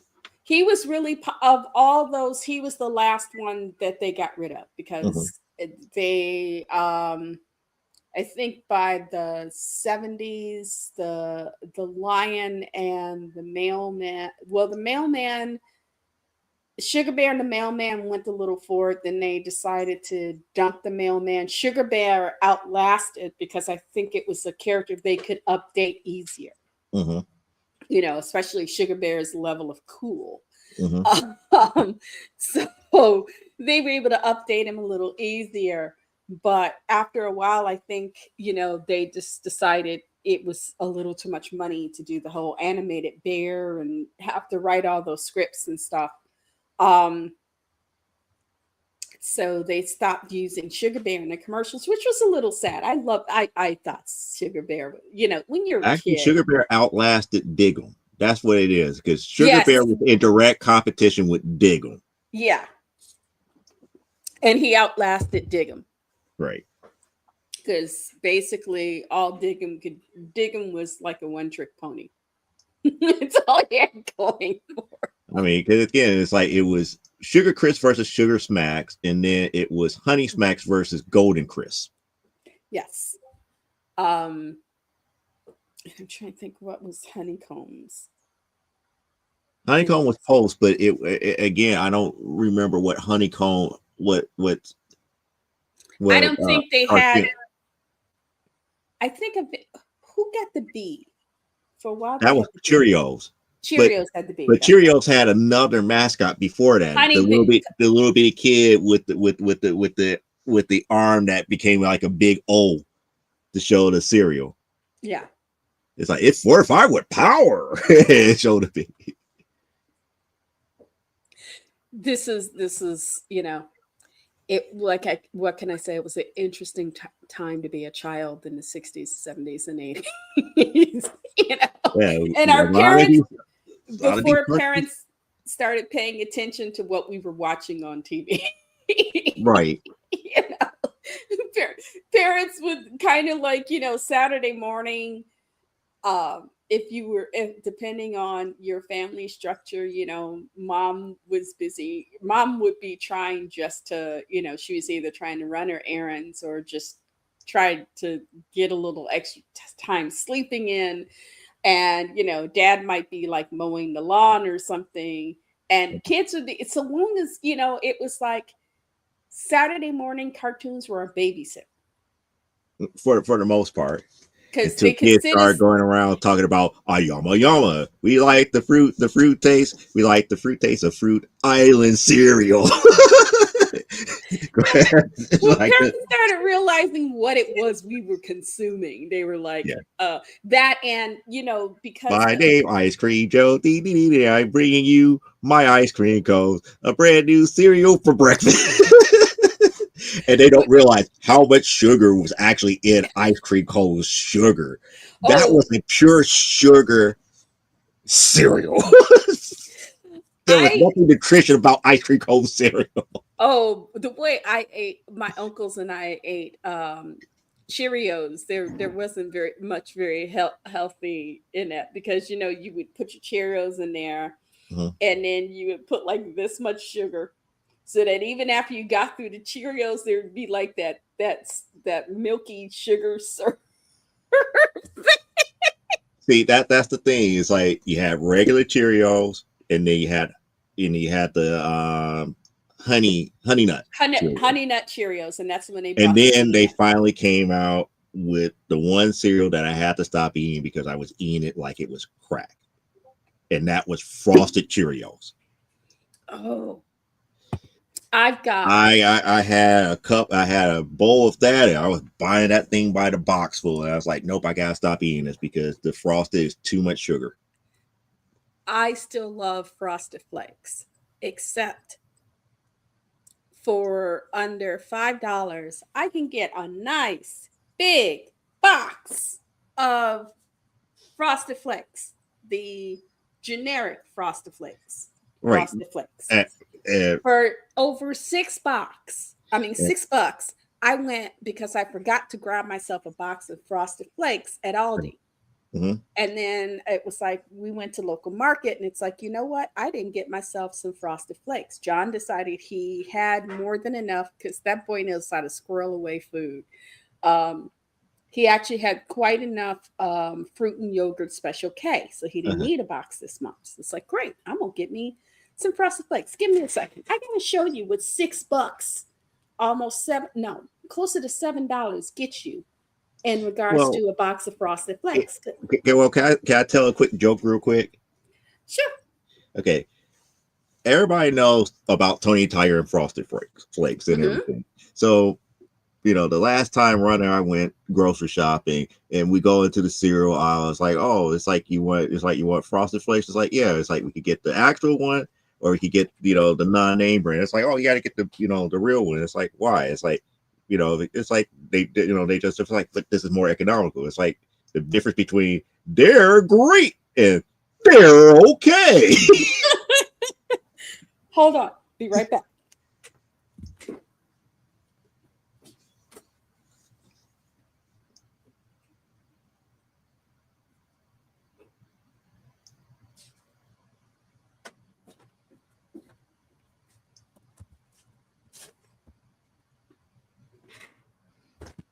This is $7 worth of cereal. Yes, that's inflation for you. The box I had at Aldi was two and a half times as thick and 50% higher. But they're okay. But that's the thing. The difference between they're okay and they're great. But you know what? Add some milk, chop up a banana. I'm a happy idiot. I don't think me and Tony are going to be hanging out as much after this. No. Again, you have to blame Kellogg's, because if I remember correctly, Kellogg's probably did change the way that they make Frosted Flakes, and all these other off brands are using the old method. Well, and the reason I say it that way, because if you notice, the sugar content for Frosted Flakes went way down. And I got no problem with that. But if the sugar content has gone way down, you should be getting way more cereal. Yes, for the money, $7, and this is it. And I didn't complain as much for Special K, because Special K has always been the more expensive of their cereal. Special K was always cost a little bit more, because for some reason it was Special So does K. Mueslix, but nobody buys Mueslix. Nobody buys muesli. But I just, so I don't begrudge John his Special K. He likes his Special K fruit and yogurt. It's a healthier cereal. It's something he'll eat, because John may be 6 foot tall, but he is definitely on a Hobbit diet. So, and for those of you who don't know, that means breakfast, that means second breakfast, that means 11sies, that means luncheon, that means tea, that means supper, maybe dinner, and then dessert. Okay. That's a Hobbit diet. And that boy is serious about his Hobbit diet. So yeah, he gets up, he has a go-gurt first thing in the morning. Then 20 minutes later, he'll either have a bowl of cereal, or he'll have he likes those breakfast bars. So he'll have a breakfast bar. 30 minutes or so later, if he has the breakfast bar, then he's going to have the cereal after that. Give him another hour and a half. It's time for lunch. So by the time he has lunch, he's had breakfast, second breakfast, and his 11Z. It's almost like he having literally one meal, but each meal is like one part of a bigger course. Well, hobbits, you can say that about hobbit eating. In certain among certain hobbits, every course is not always. You get up, you drink the orange juice. 20 minutes later, you eat maybe a slice of toast. Then an hour later, you eat bacon and eggs. Then an hour later, you make some type of sandwich. Well, see, that's just it. If I get up, like if he'll get up, he'll have his go-gurt. Then he'll decide if he wants a bowl of cereal or he wants a cereal bar. Now, if I get up and say, hey, you know what? I'm in the mood. Why don't I make pancakes, eggs, sausage, and hash browns for everybody, which I do on occasion. Oh, you best believe he's going to get some of that. And after he's had that, 20 minutes later, it's on to the next meal.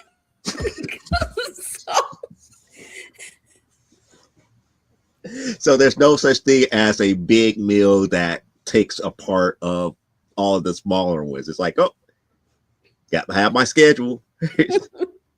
It's like, and in keeping, it's like, well, how, he'll like, I want 2 pancakes, and he'll have 2 pancakes and 2 sausage. He'll have an egg and a hash brown.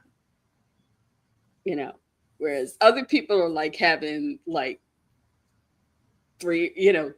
Charles will have 3 eggs, 2 pancakes, 2 hash browns, 4 sausages. Mhm. Like, I have gotten to where I have to start writing it down, because it's kind of hard to always remember who has how many, who wants how many of this, and of course it's egg sunny side up. So It's not, fried egg, huh? more or less a fried egg, more Yeah, or less a fried egg, as as opposed opposed to to like scramble. scrambled As or boiled or poached. Oh, they don't want boiled eggs unless I'm making tuna salad.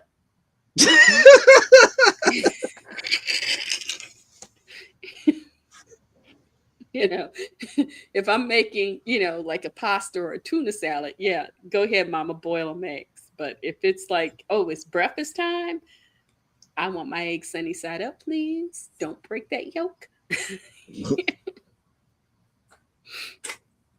So yeah, we call it mom's apothecary. I go into what we call mom's apothecary diner mode. So I take everybody's order and I start getting them all done.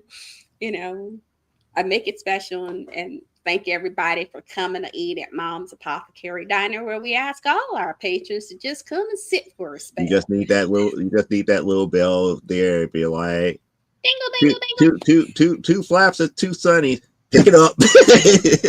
Except I need to have another me.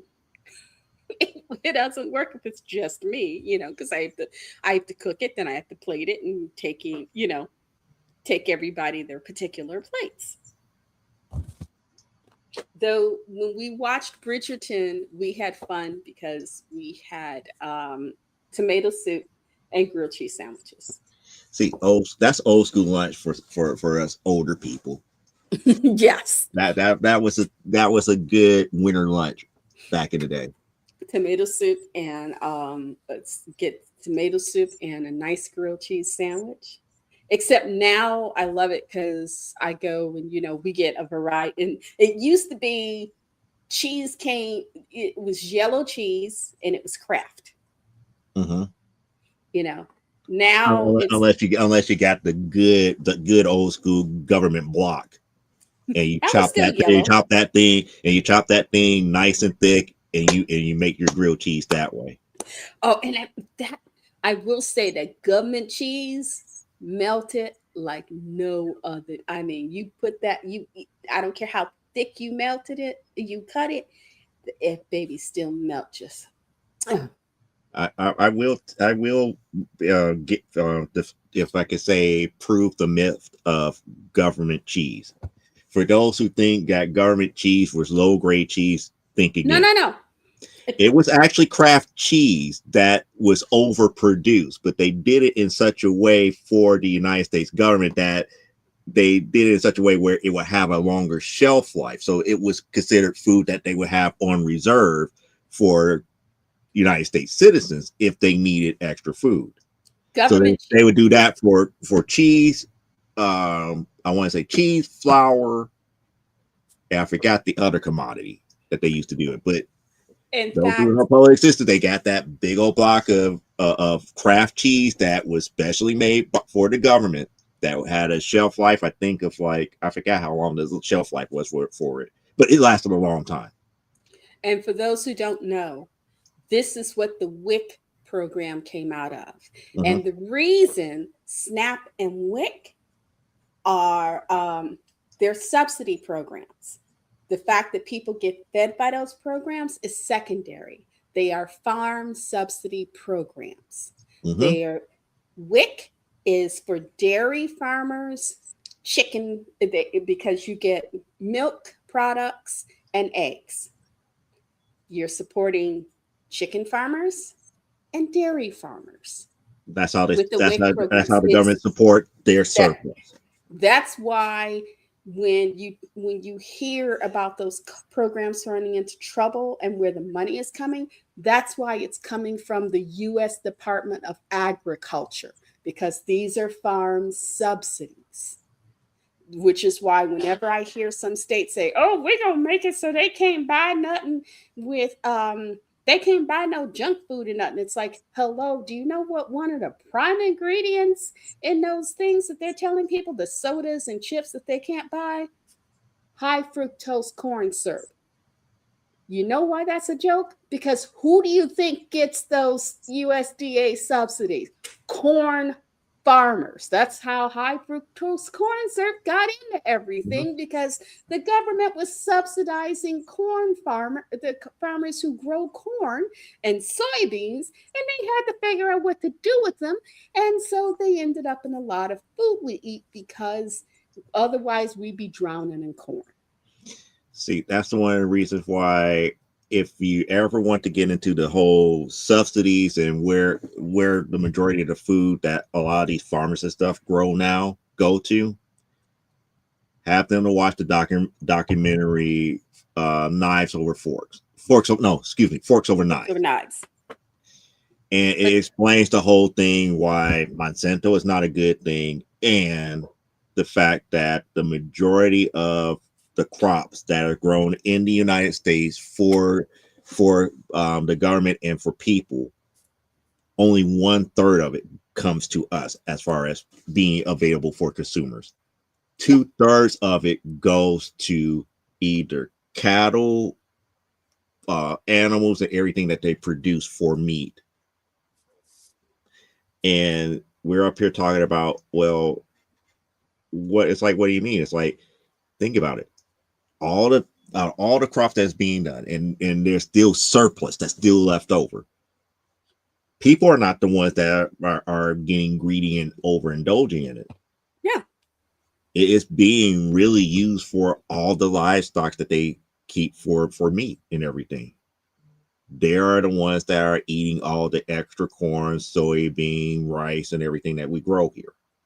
Well, we don't grow that much rice here. Right, right. But we do grow some. Yeah, there are some varieties of rice that we grow here, but there's a reason you pay a little more for, say, basmati rice, Mm-hmm. because that comes from India.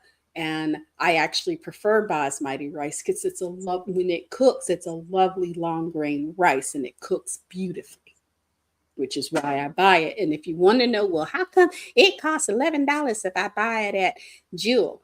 Don't Because buy it it's at that Jewel. important. No, because it's important. It's important. No Well, matter where you go, it's going to be more. it's Going going to to be be more. important. But if you go to Trader Joe's or Aldi, you're going to get basmati rice at a better price.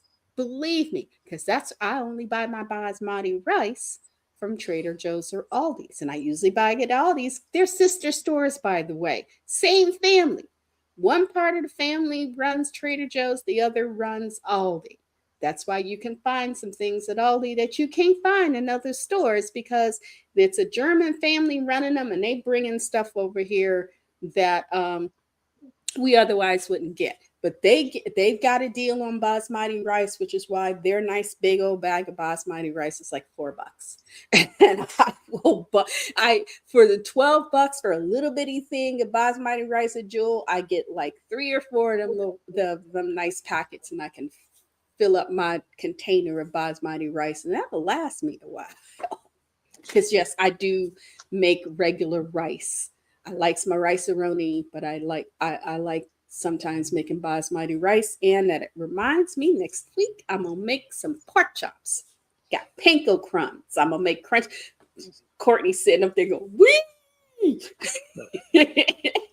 No, it's like what you say. You got panko crumbs. I was like, why is she using a fish breading on pork chops? Interesting. I get these very thin sliced pork chops. They're boneless. Mhm. They're like center cut, and I do the flour and the seasonings, and I drizzle them in a little egg yolk, flour, seasonings, and then I dip them in, and I put panko crumbs in there, and I cook them up, and they're thin, so they cook up pretty quickly. Nice, crunchy. They give you that lovely crunchy. But you crunch through it, and then you got that lovely bit of well done pork chop. It's delicious. You have to come over sometime for dinner. No, because now you're making me think about how I grew up, and it was breaded pork chops with gravy.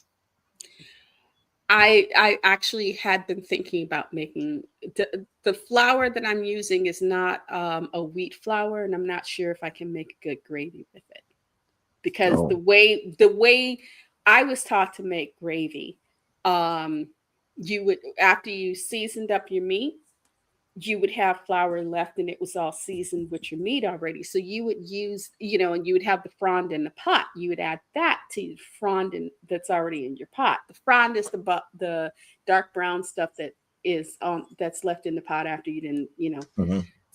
cooked your meat. But you would add that in the water or wine or whatever you're going to do to mix it Mhm. and make a nice smooth To gravy with. to thicken it up to make it a gravy. But because this is not the flour that I have right now is not a wheat flour. I keep forgetting what it is. I don't know how if it'll make a decent gravy, and I don't want to waste time putting some together that's not going to come out right. Mhm. I'm weird that way about cooking, so I'm not going to make gravy.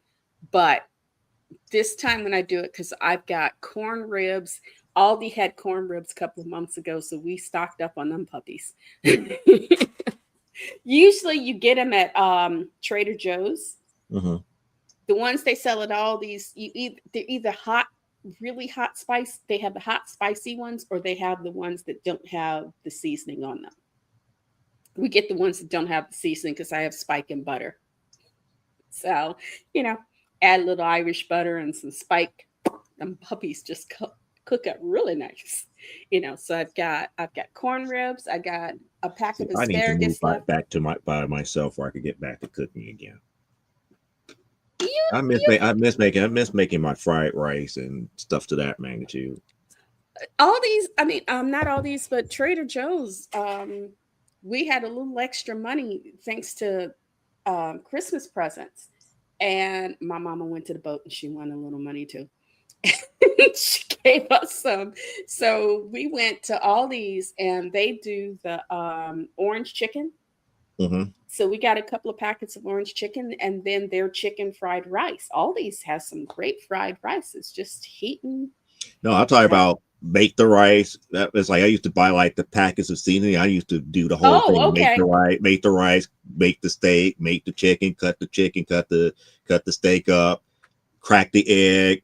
Do all of it.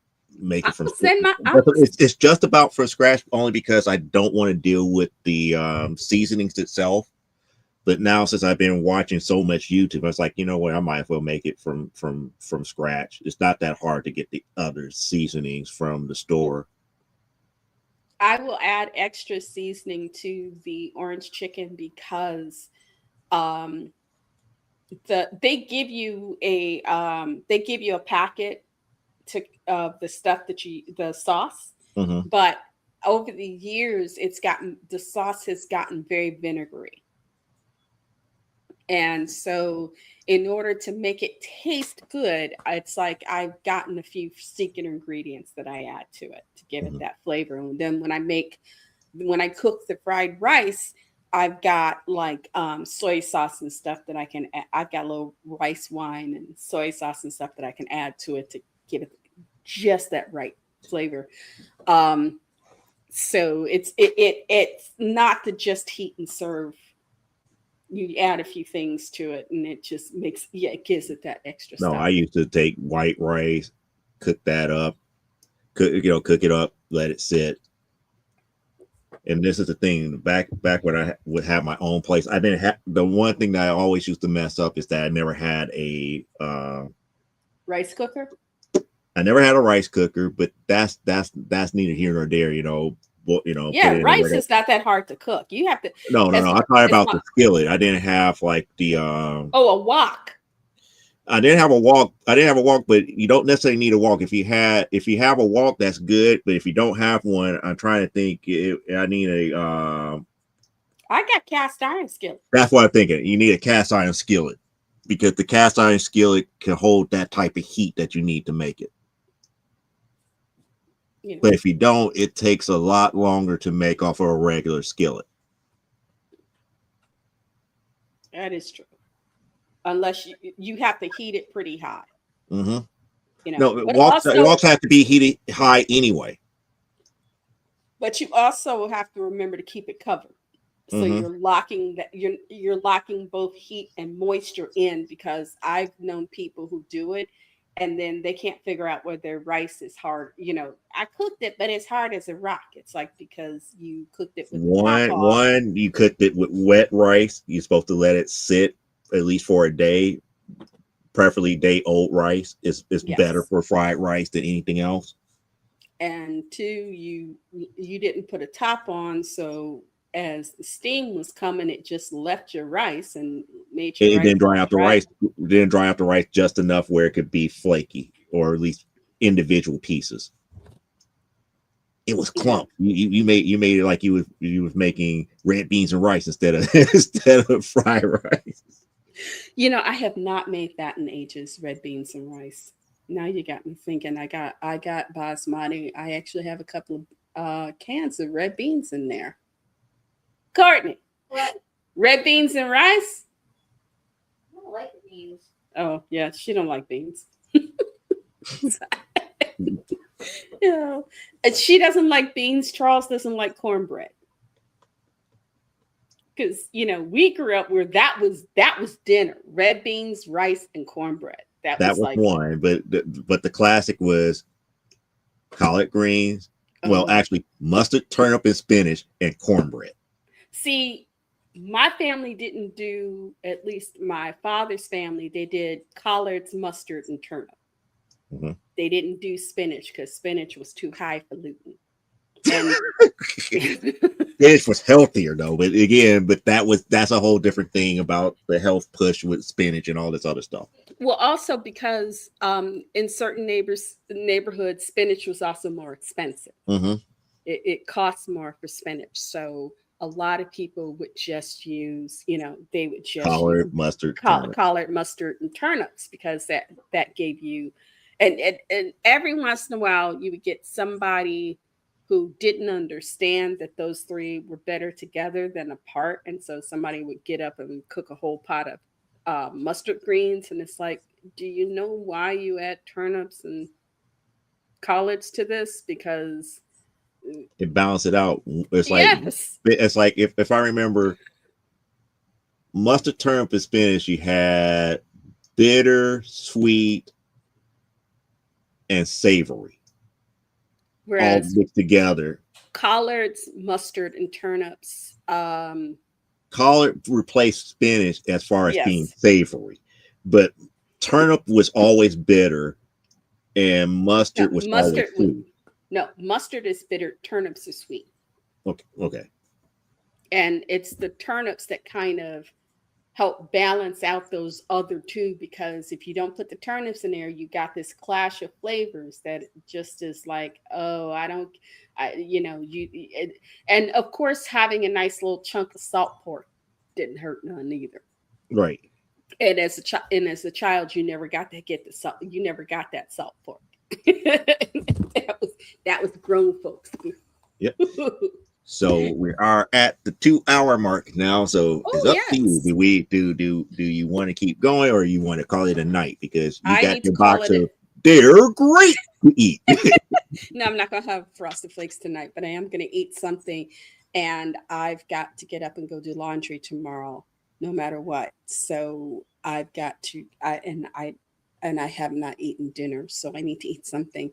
Before I forget, in Elaine's Art Corner, if you are looking for supplies, they now have fountain pens at Five Below. They sell them in a pack of about 8 pens. I think it's like it's 3 or 5 something for 8. Next time I get a chance, I will get some and I will review them. So people, but if you got someone who's looking to learn penmanship or calligraphy, Five Below can hit you up. They've now got fountain pens. Cool. So, you know, as opposed to having to go to a specialty store or and Blink's. pay up that markup of at least $20 per pen. Oh, sweetie, 20. What pens are you using? Well, you have to understand. It's like a good fountain pen by a brand name is somewhere about $50 a pop. If you go, Double that. No, I'm about to say if you go to a specialty shop, They're triple. 100 and yeah, I was about to say they're the really fancy ones, especially if you get the ones from France or Japan, are going for That's about quadruple or triple to quadruple. they're going between 1 and 250. You know. Yeah, sorry, artist. We're weird about, stuff like that. You gotta love us. You gotta love us. That's just all it is. You have to love us. Anyway, I gotta go. It's like you love our work, but you hate us. And it's like that's sometimes that's the life of the artist. Like, oh, I really like that. I really like this art piece. I did it. I hate you. Like, but you love. Okay. I think you've heard me rant about that. I won't go into it now. So yeah, let me sign out. Thank you for being with us. This was fun. Yeah, I know a couple of old folks farts just going off on old fart stuff. It happens. Next week Cliff will be with us and we'll talk more about comic books. I swear, because Cliff will help us stay on track. Well, that's because I don't get new books as fast as Cliff does. It's like I get them after I pay like one major shipment. So it's like I would get like maybe like anywhere between 3 to 6 months of books in one fell swoop. Ah, okay.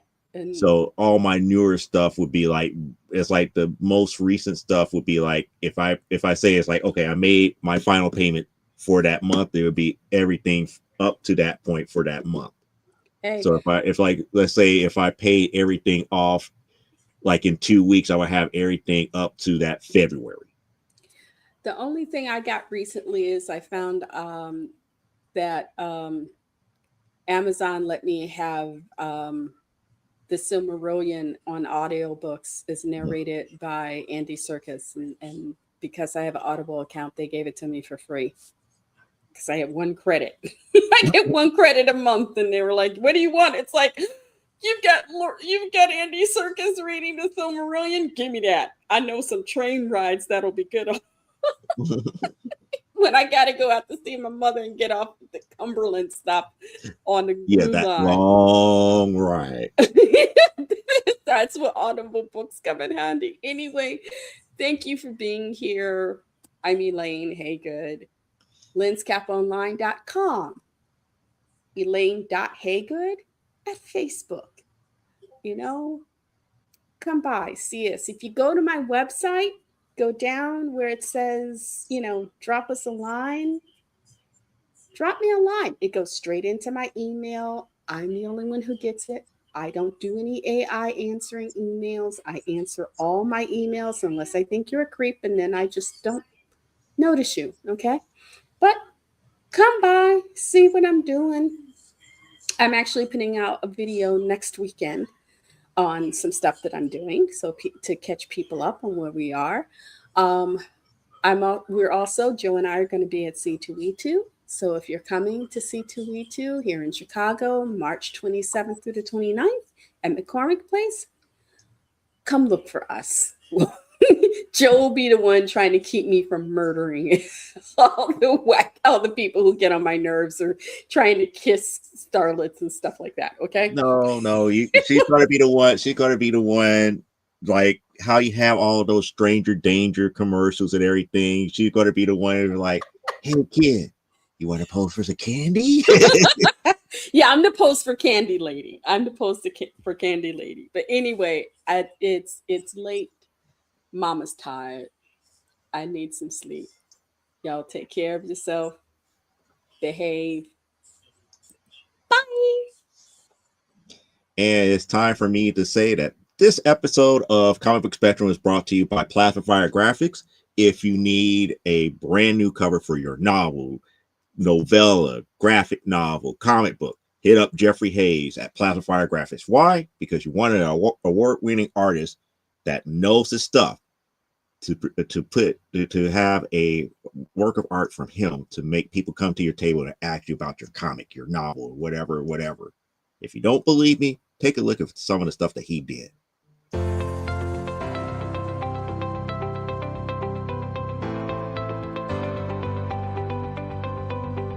You've worked hard and written a great book. Now it's time to give it a great cover. If you're an indie author or small press publisher, Plasma Fire Graphics is your source for affordable cover illustration and graphic design.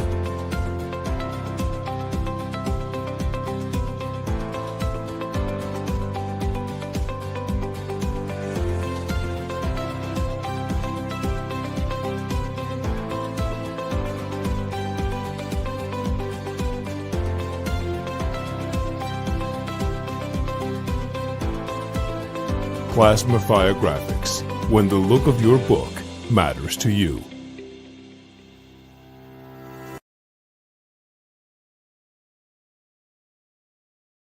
See all the artwork there? That type of level of craftsmanship can be yours. Just hit up Jeffrey Hayes at plasmafiregraphics.com or his Facebook group for Plasma Fire Graphics. As far as I'm concerned, I'll be back here Saturday for another episode of From the Desk of a Small Press Publisher. What we'll be talking about, a little bit of this, a little bit of that. I'm currently working on some more stuff for Legends of the Giant Slayer here. More stories as far as that is concerned. I've still been sketching in the sketchbook here. We're going to possibly have me starting work with some pages here, since we're almost at the point where we're almost completely done with just about all the taxes. The sales tax has already been filed. Need to do the corporate taxes and the personal taxes starting next week, which means that I will have more time to work on actual comic book projects here. But the overall topic is to be announced. So you never know. I might go back to ranting, or we might have something positive to say. So you never know. So I hope to see you Saturday. If not, meet us back here next Thursday, 7 p.m. Central, for another episode of Comic Book Spectrum. Unlike our founder, Brian K. Morris, I don't care if you wash your hands, but never, and I do mean never, apologize for being awesome. Catch you next week. Adios. Live life, grow, and be well. And we are out. Bye.